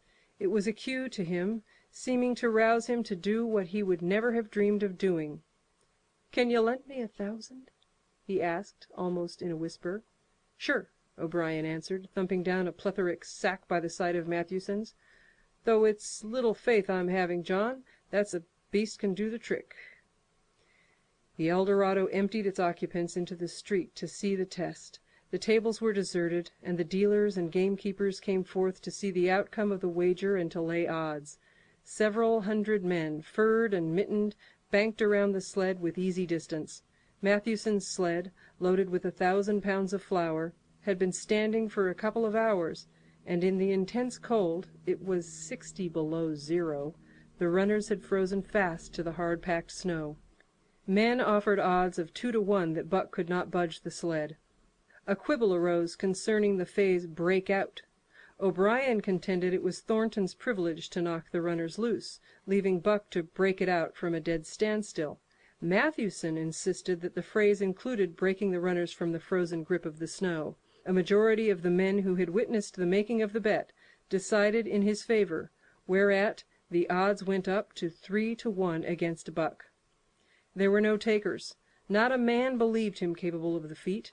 Thornton had been hurried into the wager, heavy with doubt, and now that he looked at the sled itself, the concrete fact, with the regular team of 10 dogs curled up in the snow before it, the more impossible the task appeared. Matthewson waxed jubilant. 3 to 1, he proclaimed. "I'll lay you another 1,000 at that figure, Thornton. What do you say?" Thornton's doubt was strong in his face, but his fighting spirit was aroused, the fighting spirit that soars above odds, fails to recognize the impossible, and is deaf to all save the clamor for battle. He called Hans and Pete to him.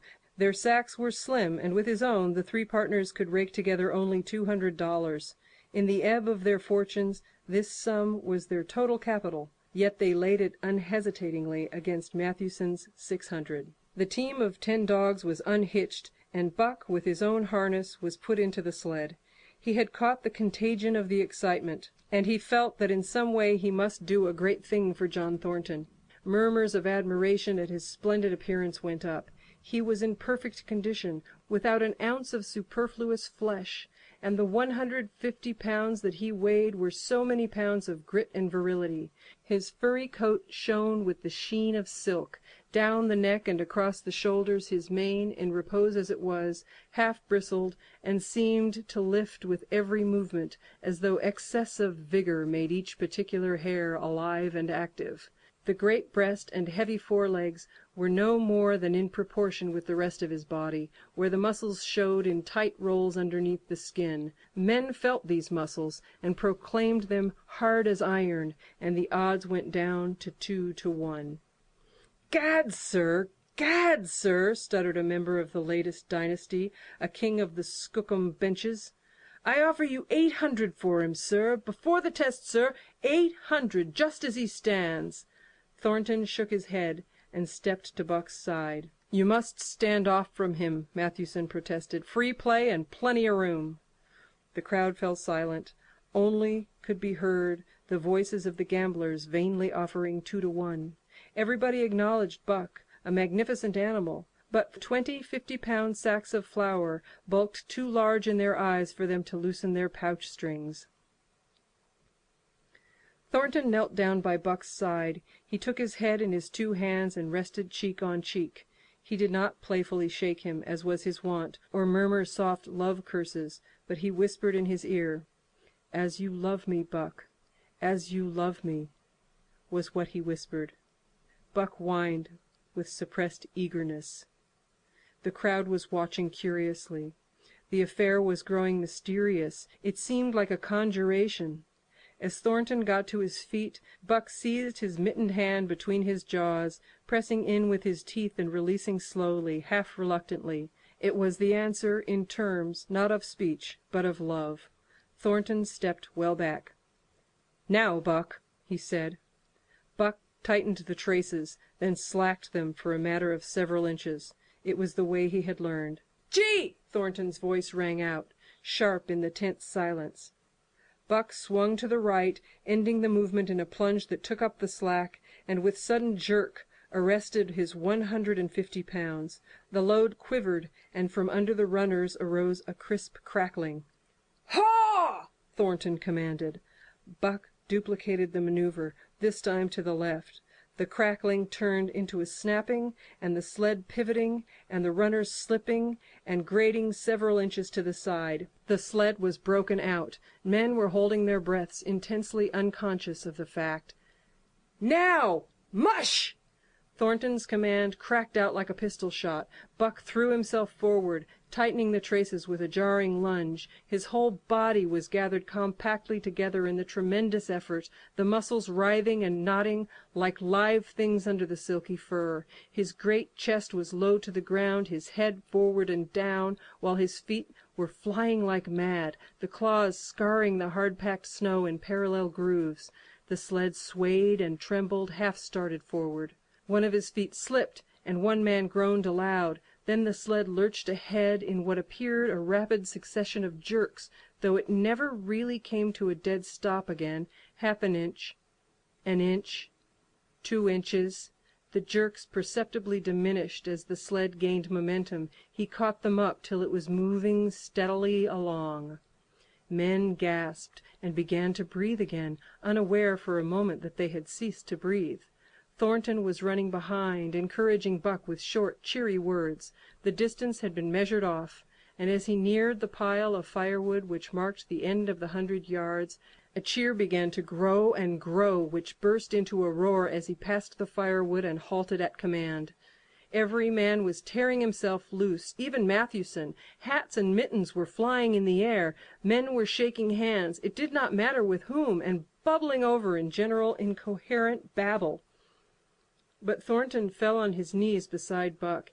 Head was against head, and he was shaking him back and forth. Those who hurried up heard him cursing Buck, and he cursed him long and fervently, and softly and lovingly. "Gad, sir! Gad, sir!" sputtered the Skookum Bench King. "I'll give you 1,000 for him, sir! 1,000, sir! 1,200, sir!" Thornton rose to his feet. His eyes were wet. The tears were streaming frankly down his cheeks. "Sir," he said to the Skookum Bench King, "no, sir. You can go to hell, sir. It's the best I can do for you, sir." Buck seized Thornton's hand in his teeth. Thornton shook him back and forth. As though animated by a common impulse, the onlookers drew back to a respectful distance, nor were they again indiscreet enough to interrupt. This concludes chapters 5 and 6 of The Call of the Wild by Jack London. The Call of the Wild by Jack London. Chapter 7. The Sounding of the Call. When Buck earned $1,600 in 5 minutes for John Thornton, he made it possible for his master to pay off certain debts and to journey with his partners into the East after a fabled lost mine, the history of which was as old as the history of the country. Many men had sought it, few had found it, and more than a few there were who had never returned from the quest. This lost mine was steeped in tragedy and shrouded in mystery. No one knew of the first man. The oldest tradition stopped before it got back to him. From the beginning there had been an ancient and ramshackle cabin. Dying men had sworn to it, and to the mine, the site of which it marked, clinching their testimony with nuggets that were unlike any known grade of gold in the Northland. But no living man had looted this treasure house, and the dead were dead.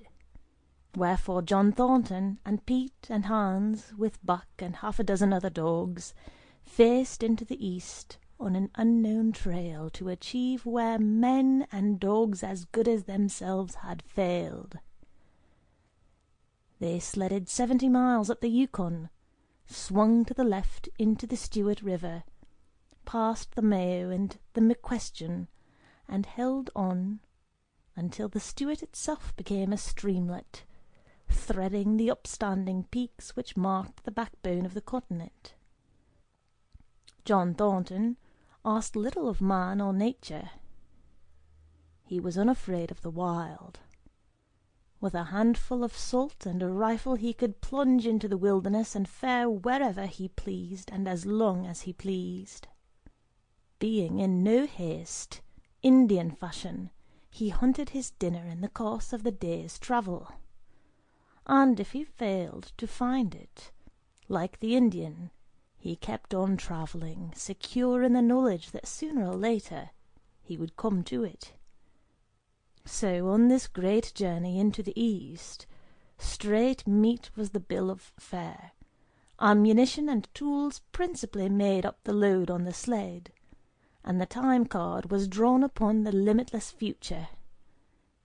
To Buck it was boundless delight, this hunting, fishing, and indefinite wandering through strange places. For weeks at a time they would hold on steadily, day after day, and for weeks upon end they would camp, here and there, the dogs loafing and the men burning holes through frozen muck and gravel, and washing countless pans of dirt by the heat of the fire. Sometimes they went hungry, sometimes they feasted riotously, all according to the abundance of game and the fortune of hunting. Summer arrived, and the dogs and men packed on their backs, rafted across blue mountain lakes, and descended or ascended unknown rivers in slender boats, whip-sawed from the standing forest.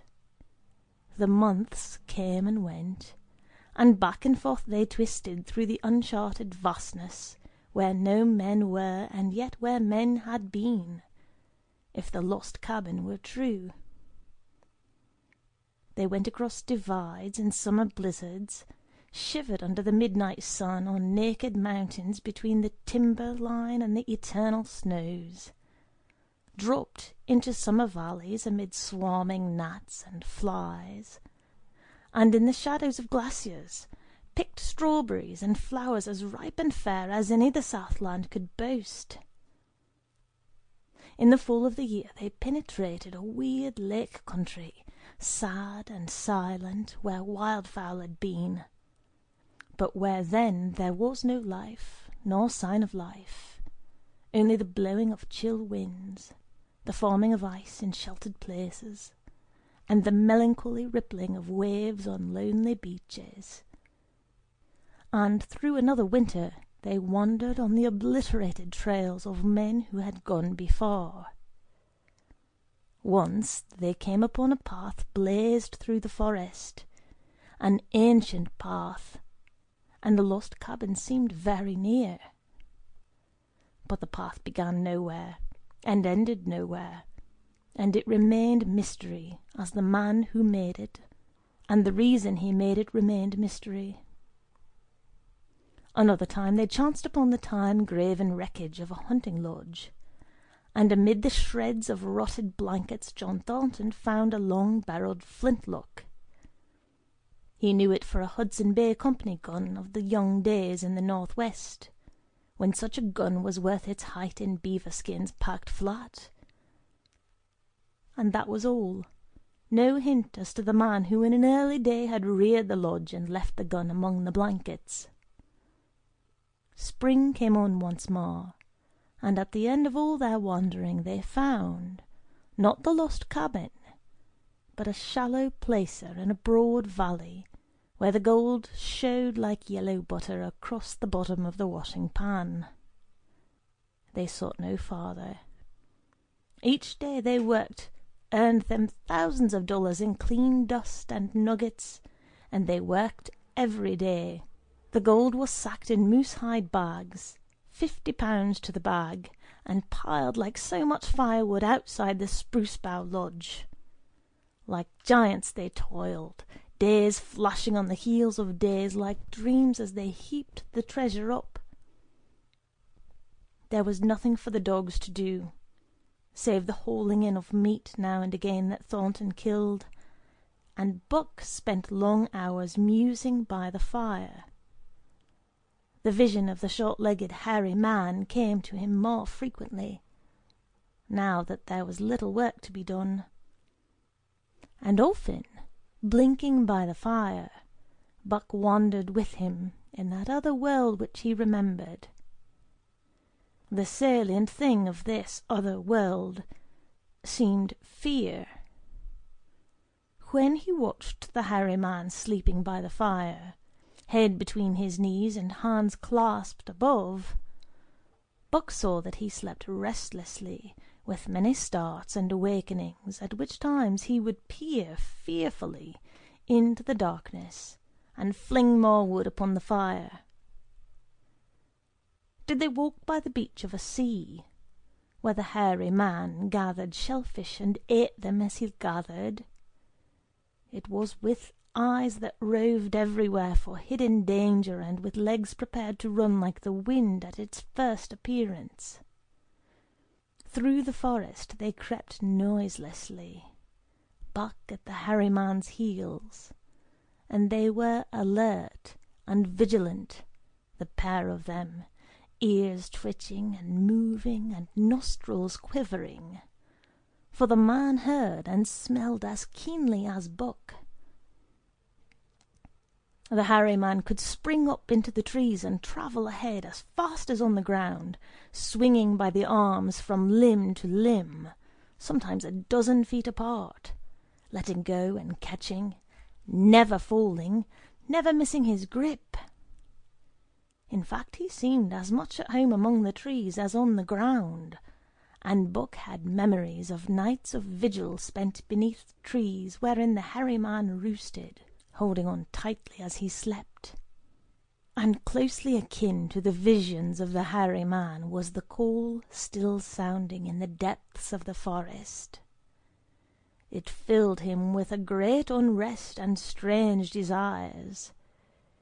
They caused him to feel a vague, sweet gladness, and he was aware of wild yearnings and stirrings for he knew not what.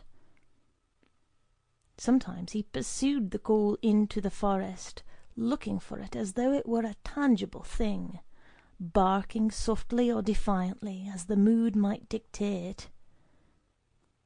He would thrust his nose into the cool wood moss, or into the black soil where long grasses grew, and snort with joy at the fat earth smells. Or he would crouch for hours as if in concealment, behind fungus-covered trunks of fallen trees, wide-eyed and wide-eared to all that moved and sounded about him. It might be, lying thus, that he hoped to surprise this call he could not understand.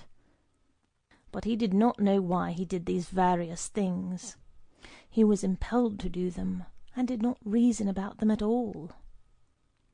Irresistible impulses seized him. He would be lying in camp, dozing lazily in the heat of the day, when suddenly his head would lift and his ears cock up, intent and listening, and he would spring to his feet and dash away, and on for hours through the forest aisles and across the open spaces where the niggerheads bunched. He loved to run down dry watercourses, and to creep and spy upon the bird life in the woods. For a day at a time he would lie in the underbrush where he could watch the partridges drumming and strutting up and down. But especially he loved to run in the dim twilight of the summer midnights, listening to the subdued and sleepy murmurs of the forest, reading signs and sounds as man may read a book, and seeking for the mysterious something that called, waking or sleeping at all times, for him to come. One night he sprang from sleep with a start, eager-eyed, nostrils quivering and scenting, his mane bristling in recurrent waves. From the forest came the call, or one note of it, for the call was many-noted, distinct and definite as never before, a long-drawn howl, like, yet unlike any noise made by husky dog. And he knew it, in the old familiar way, as a sound heard before. He sprang through the sleeping camp and in swift silence dashed through the woods. As he drew closer to the cry, he went more slowly, with caution in every movement, till he came to an open place among the trees, and, looking out, saw, erect on haunches, with nose pointed to the sky, a long, lean timber wolf. He had made no noise, yet it ceased from its howling and tried to sense his presence. Buck stalked into the open, half-crouching, body gathered compactly together, tail straight and stiff, feet falling with unwonted care. Each moment advertised commingled threatening and overture of friendliness. It was the menacing truce that marks the meeting of wild beasts that prey. But the wolf fled at sight of him. He followed with wild leapings in a frenzy to overtake. He ran him into a blind channel in the bed of the creek where a timber jam barred the way. The wolf whirled about, pivoting on his hind legs after the fashion of Joe and of all cornered husky dogs, snarling and bristling, clipping his teeth together in a continuous and rapid succession of snaps.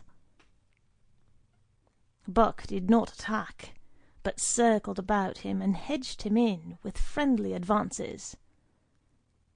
The wolf was suspicious and afraid, for Buck made 3 of him in weight, while his head barely reached Buck's shoulder. Watching his chance, he darted away, and the chase was resumed.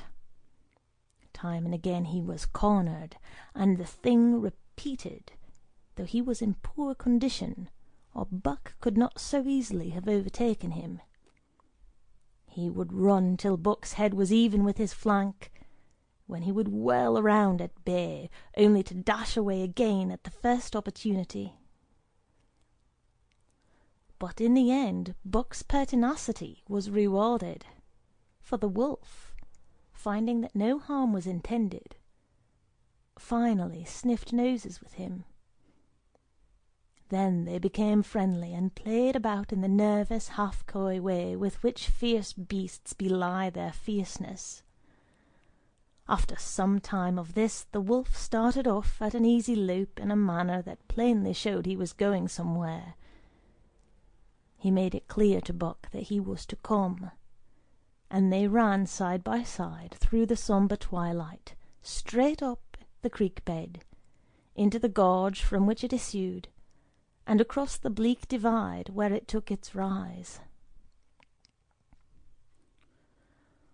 On the opposite slope of the watershed, they came down into a level country, where were great stretches of forest and many streams, and through these great stretches they ran steadily, hour after hour, the sun rising higher and the day growing warmer. Buck was wildly glad. He knew he was at last answering the call, running by the side of his wood brother toward the place from where the call surely came.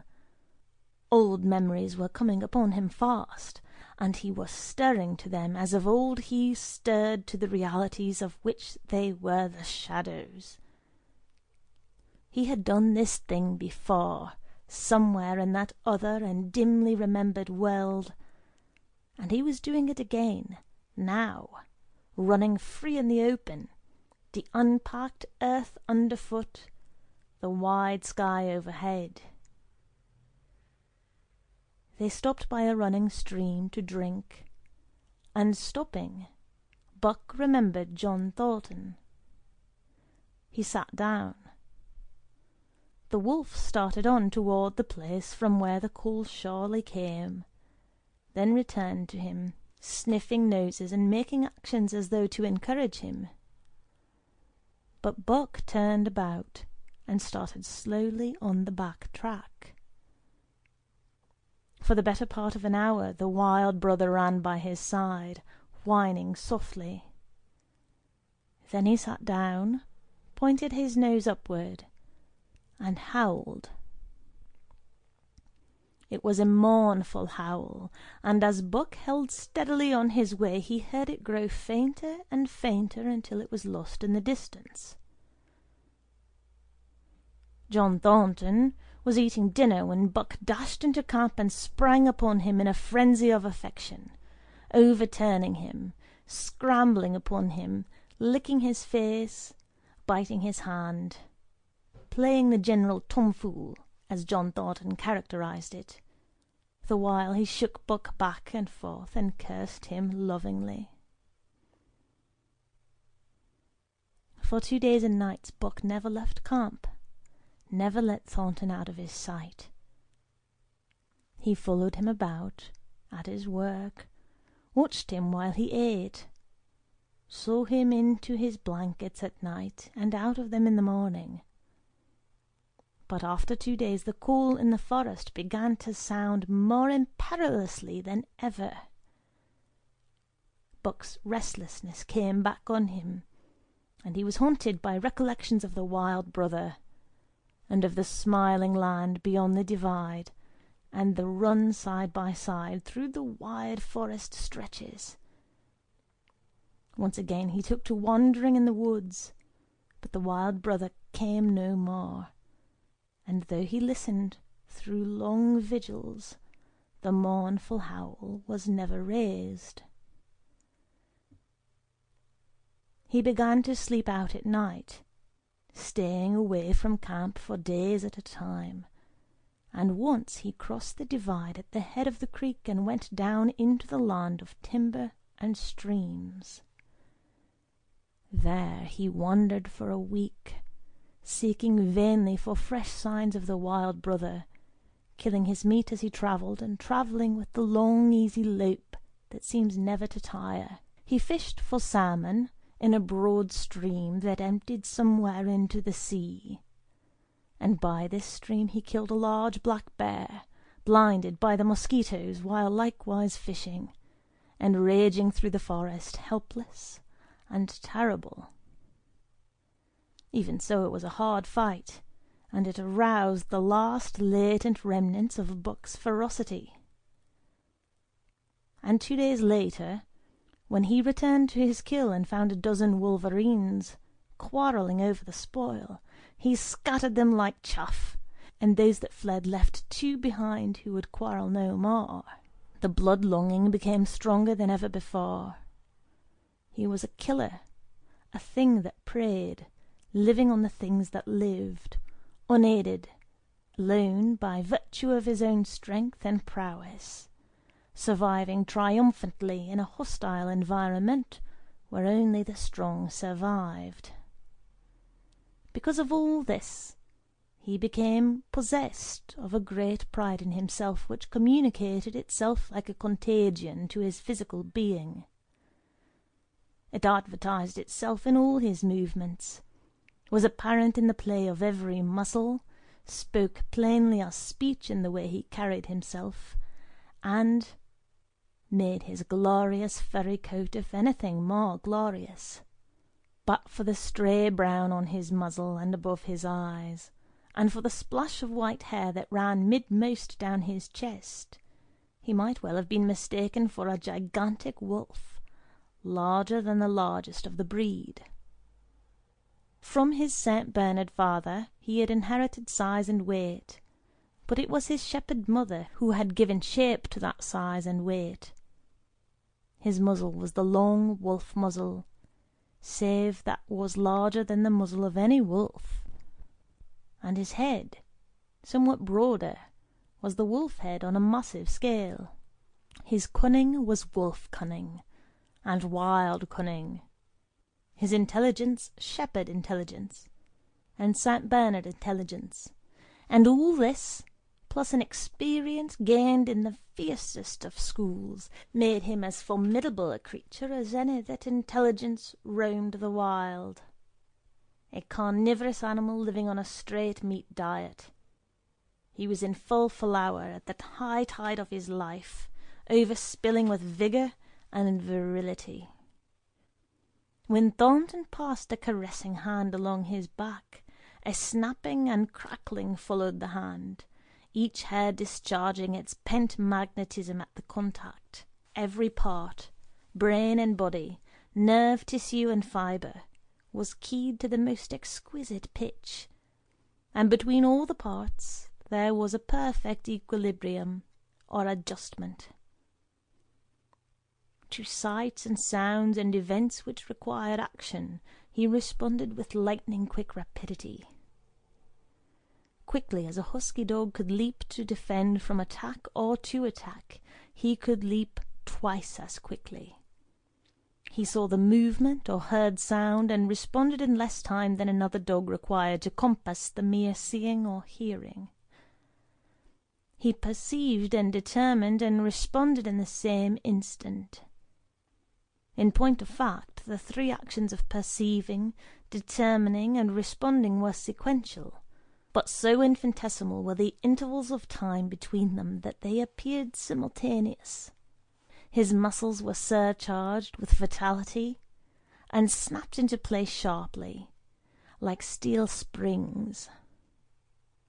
Life streamed through him in splendid flood, glad and rampant, until it seemed that it would burst him asunder in sheer ecstasy, and pour forth generously over the world. "Never was there such a dog," said John Thornton one day, as the partners watched Buck marching out of camp.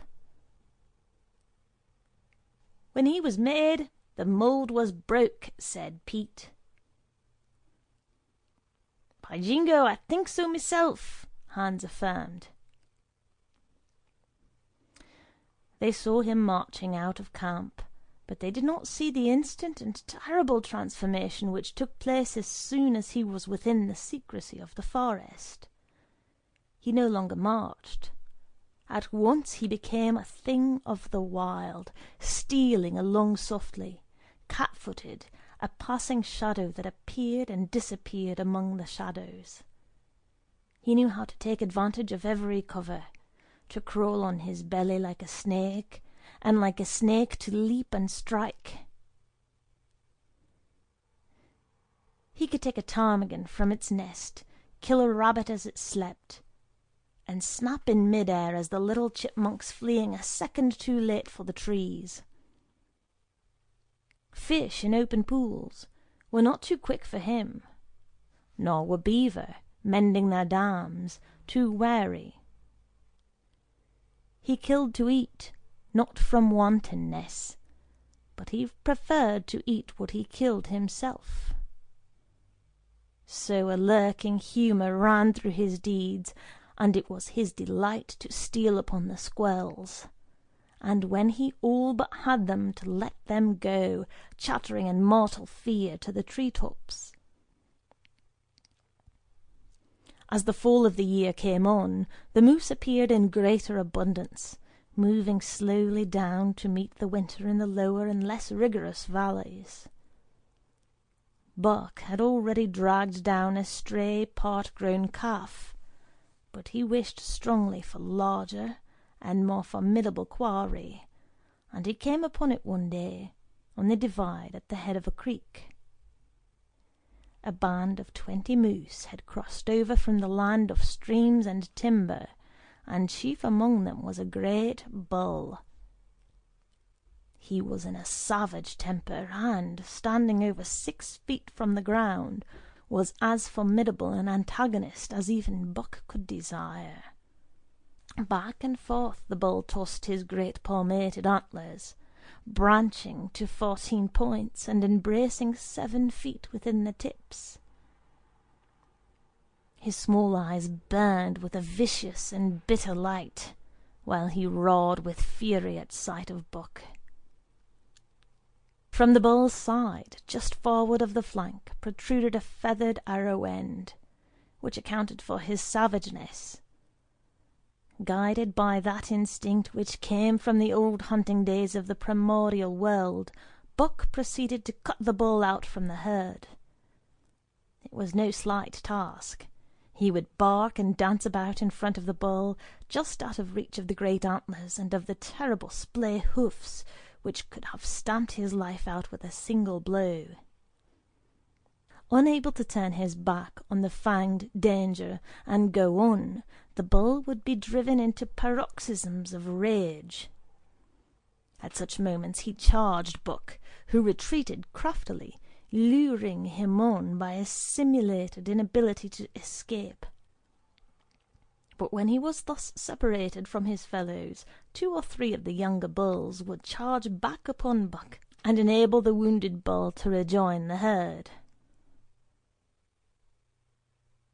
There is a patience of the wild, dogged, tireless, persistent as life itself, that holds motionless for endless hours the spider in its web, the snake in its coils, the panther in its ambuscade. This patience belongs peculiarly to life when it hunts its living food, and belonged to Buck as he clung to the flank of the herd, retarding its march, irritating the young bulls, worrying the cows with their half-grown calves, and driving the wounded bull mad with helpless rage. For half a day this continued. Buck multiplied himself, attacking from all sides, enveloping the herd in a whirlwind of menace, cutting out his victim as fast as it could rejoin its mates, wearing out the patience of creatures preyed upon, which is a lesser patience than that of creatures preying. As the day wore along, and the sun dropped to its bed in the northwest, the darkness had come back, and the full nights were 6 hours long. The young bulls retraced their steps more and more reluctantly to the aid of their beset leader. The down-coming winter was harrying them on to the lower levels, and it seemed they could never shake off this tireless creature that held them back. Besides, it was not the life of the herd, or of the young bulls, that was threatened. The life of only one member was demanded, which was a remoter interest than their lives, and in the end they were content to pay the toll. As twilight fell, the old bull stood with lowered head, watching his mates, the cows he had known, the calves he had fathered, the bulls he had mastered, as they shambled on at a rapid pace through the fading light. He could not follow, for before his nose leaped the merciless fanged terror that would not let him go. 300 weight more than half a ton he weighed. He had lived a long, strong life, full of fight and struggle, and at the end he faced death at the teeth of a creature whose head did not reach beyond his great knuckled knees. From then on, night and day, Buck never left his prey, never gave it a moment's rest, never permitted it to browse the leaves of trees or the shoots of young birch and willow. Nor did he give the wounded bull opportunity to slake his burning thirst in the slender trickling streams they crossed. Often, in desperation, he burst into long stretches of flight. At such times Buck did not attempt to stay him, but loped easily at his heels, satisfied with the way the game was played, lying down when the moose stood still, attacking him fiercely when he strove to eat or drink. The great head dropped more and more under its tree of horns, and the shambling trot grew weak and weaker. He took to standing for long periods, with nose to the ground and dejected ears dropped limply, and Buck found more time in which to get water for himself and in which to rest. At such moments, panting with red lolling tongue, and with eyes fixed upon the big bull, it appeared to Buck that a change was coming over the face of things. He could feel a new stir in the land. As the moose were coming into the land, other kinds of life were coming in. Forest and stream and air seemed palpitant with their presence. The news of it was borne in upon him, not by sight or sound or smell, but by some other and subtler sense. He heard nothing, saw nothing, yet knew that the land was somehow different, that through it strange things were afoot and ranging, and he resolved to investigate after he finished the business in hand. At last, at the end of the 4th day, he pulled the great moose down. For a day and night he remained by the kill, eating and sleeping, turn and turn about. Then, rested, refreshed, and strong, he turned his face toward camp and John Thornton. He broke into the long, easy lope, and went on hour after hour, never at loss for the tangled way, heading straight home through strange country with a certitude of direction that put man and his magnetic needle to shame. As he held on, he became more and more conscious of the new stir in the land. There was life abroad in it, different from the life which had been there throughout the summer. No longer was this fact borne in upon him in some subtle, mysterious way. The birds talked of it, the squirrels chattered about it, the very breeze whispered of it. Several times he stopped and drew in the fresh morning air in great sniffs, reading a message which made him leap on with greater speed. He was oppressed with a sense of calamity happening, if it were not calamity already happened. And as he crossed the last watershed and dropped down into the valley toward camp, he proceeded with greater caution. 3 miles away he came upon a fresh trail that set his neck hair rippling and bristling. It led straight toward camp and John Thornton. Buck hurried on swiftly and stealthily, every nerve straining and tense, alert to the multitudinous detail which told a story, all but the end. His nose gave him a varying description of the passage of the life of the hills of which he was travelling. He remarked the pregnant silence of the forest. The bird life had flitted. The squirrels were in hiding. One only he saw, a sleek grey fellow flattened against a grey dead limb so that he seemed a part of it, a woody excrescence upon the wood itself. As Buck slid along with the obscureness of a gliding shadow, his nose was jerked suddenly to the side as though a positive force had gripped and pulled it. He followed the new scent into a thicket, and found Nig. He was lying on his side, dead, where he had dragged himself, an arrow protruding, head and feathers, from either side of his body. 100 yards farther on, Buck came upon one of the sled dogs Thornton had brought in Dawson. This dog was thrashing about in a death struggle directly on the trail, and Buck passed around him without stopping. From the camp came the faint sound of many voices rising and falling in a sing-song chant. Bellying forward to the edge of the clearing, he found Hans, lying on his face, feathered with arrows like a porcupine. At the same instant Buck peered out where the spruce bough lodge had been, and saw what made his hair leap straight up on his neck and shoulders. A gust of overpowering rage swept over him. He did not know that he growled, but he growled aloud with a terrible ferocity.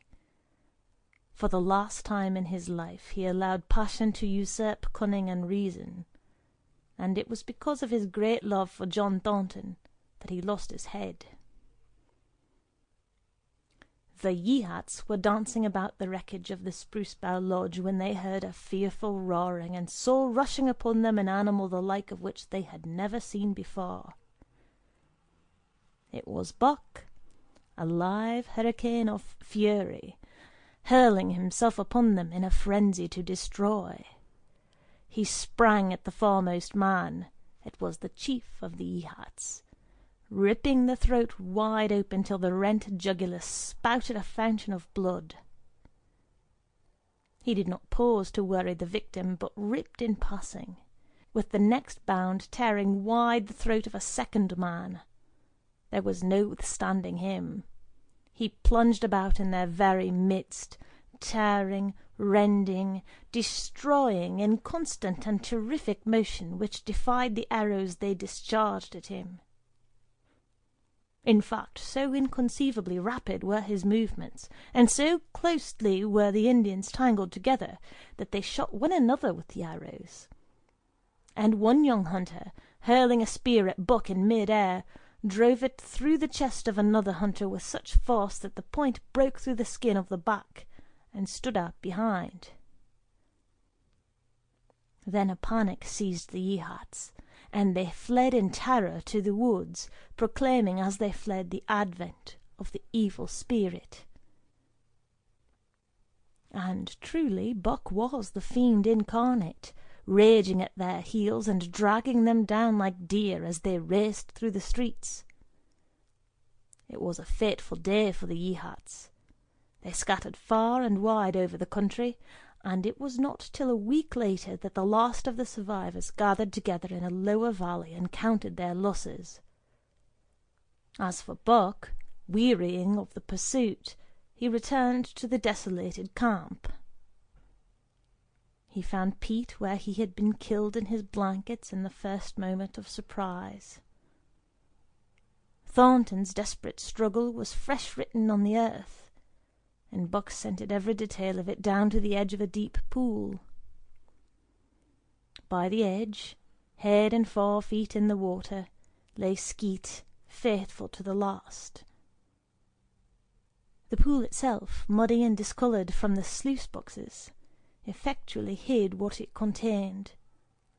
And it contained John Thornton, for Buck followed his trace into the water from which no trace led away.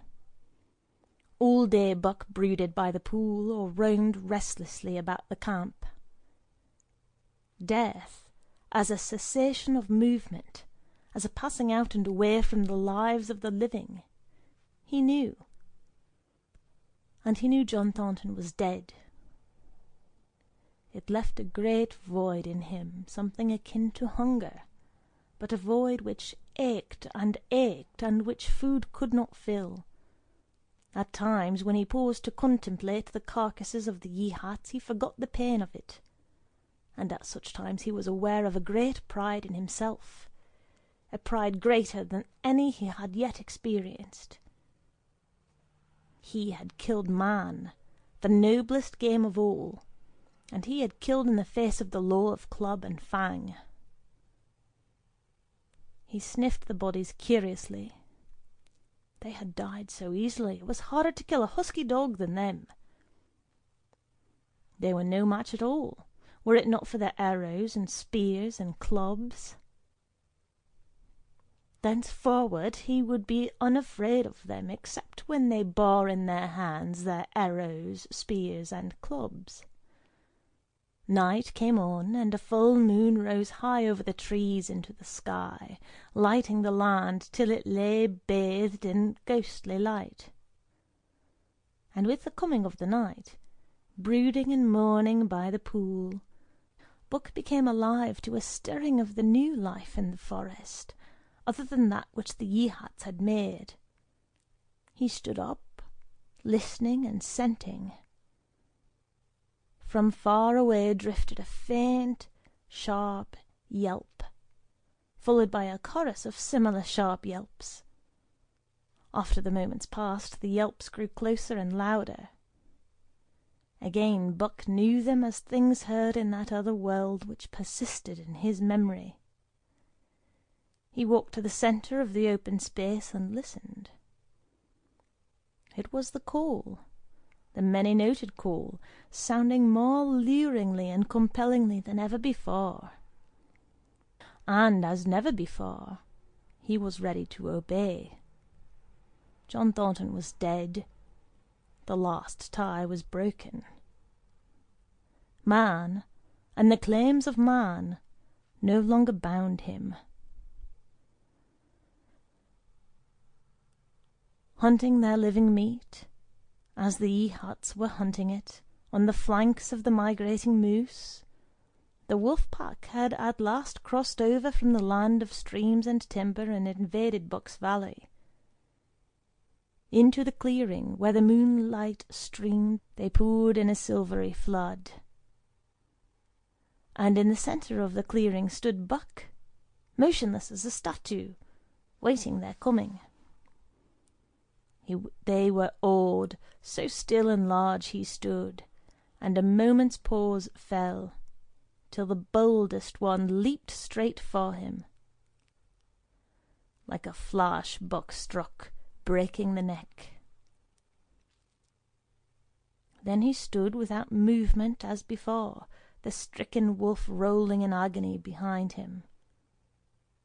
3 others tried it in sharp succession, and one after the other they drew back, streaming blood from slashed throats or shoulders. This was sufficient to fling the whole pack forward, pell-mell, crowded together, blocked and confused by its eagerness to pull down the prey. Buck's marvellous quickness and agility stood him in good stead. Pivoting on his hind legs, and snapping and gashing, he was everywhere at once, presenting a front which was apparently unbroken, so swiftly did he whirl and guard from side to side. But to prevent them from getting behind him, he was forced back, down past the pool and into the creek bed, till he brought up against a high gravel bank. He worked along to a right angle in the bank, which men had made in the course of mining, and in this angle he came to bay, protecting on 3 sides and with nothing to do but face the front. And so well did he face it, that at the end of half an hour the wolves drew back discomfited. The tongues of all were out and lolling, the white fangs showing cruelly white in the moonlight. Some were lying down with heads raised and ears pricked forward, others stood on their feet watching him, and still others were lapping water from the pool. One wolf, long and lean and grey, advanced cautiously, in a friendly manner, and Buck recognized the wild brother with whom he had run for a night and a day. He was whining softly, and as Buck whined, they touched noses. Then an old wolf, gaunt and battle-scarred, came forward. Buck writhed his lips into the preliminary of a snarl, but sniffed noses with him, whereupon the old wolf sat down, pointed nose at the moon, and broke out the long wolf howl. The others sat down and howled, and now the call came to Buck in unmistakable accents. He, too, sat down and howled. This over, he came out of his angle, and the pack crowded around him, sniffing in half-friendly, half-savage manner. The leaders lifted the yelp of the pack, and sprang away into the woods. The wolves swung in behind, yelping in chorus. And Buck ran with them, side by side with the wild brother, yelping as he ran. and here may well end the story of book. The years were not many when the Yeehats noted a change in the breed of timber wolves, for some were seen with splashes of brown on head and muzzle, and with a rift of white centering down the chest. But more remarkable than this, the Yeehats tell of a ghost dog that runs at the head of the pack. They are afraid of this ghost dog, for it has cunning greater than they, stealing from their camps in fierce winters, robbing their traps, slaying their dogs, and defying their bravest hunters. Nay, the tale grows worse. Hunters there are who fail to return to the camp, and hunters there have been whom their tribesmen found with throats slashed cruelly open, and with wolf's prints about them in the snow greater than the print of any wolf. Each fall, when the Yeehats follow the movement of the moose, there is a certain valley which they never enter. And women there are who become sad when the word goes over the fire of how the evil spirit came to select that valley for an abiding place. In the summers there is one visitor, however, to that valley, of which the Yeehats do not know. It is a great, gloriously coated wolf, like and yet unlike all the other wolves. He crosses alone from the smiling timberland and comes down into an open space among the trees. Here a yellow stream flows from rotted moose-hide sacks, and sinks into the ground with long grasses growing through it and vegetable mould overrunning it and hiding its yellow from the sun. And here he muses for a time, howling once, long and mournfully, ere he departs. But he is not always alone. When the long winter nights come on, and the wolves follow their meat into the lower valleys, he may be seen running at the head of the pack through the pale moonlight or glimmering borealis, leaping gigantic above his fellows, his great throat a-bellow, as he sings a song of the younger world, which is the song of the pack. End of chapter 7.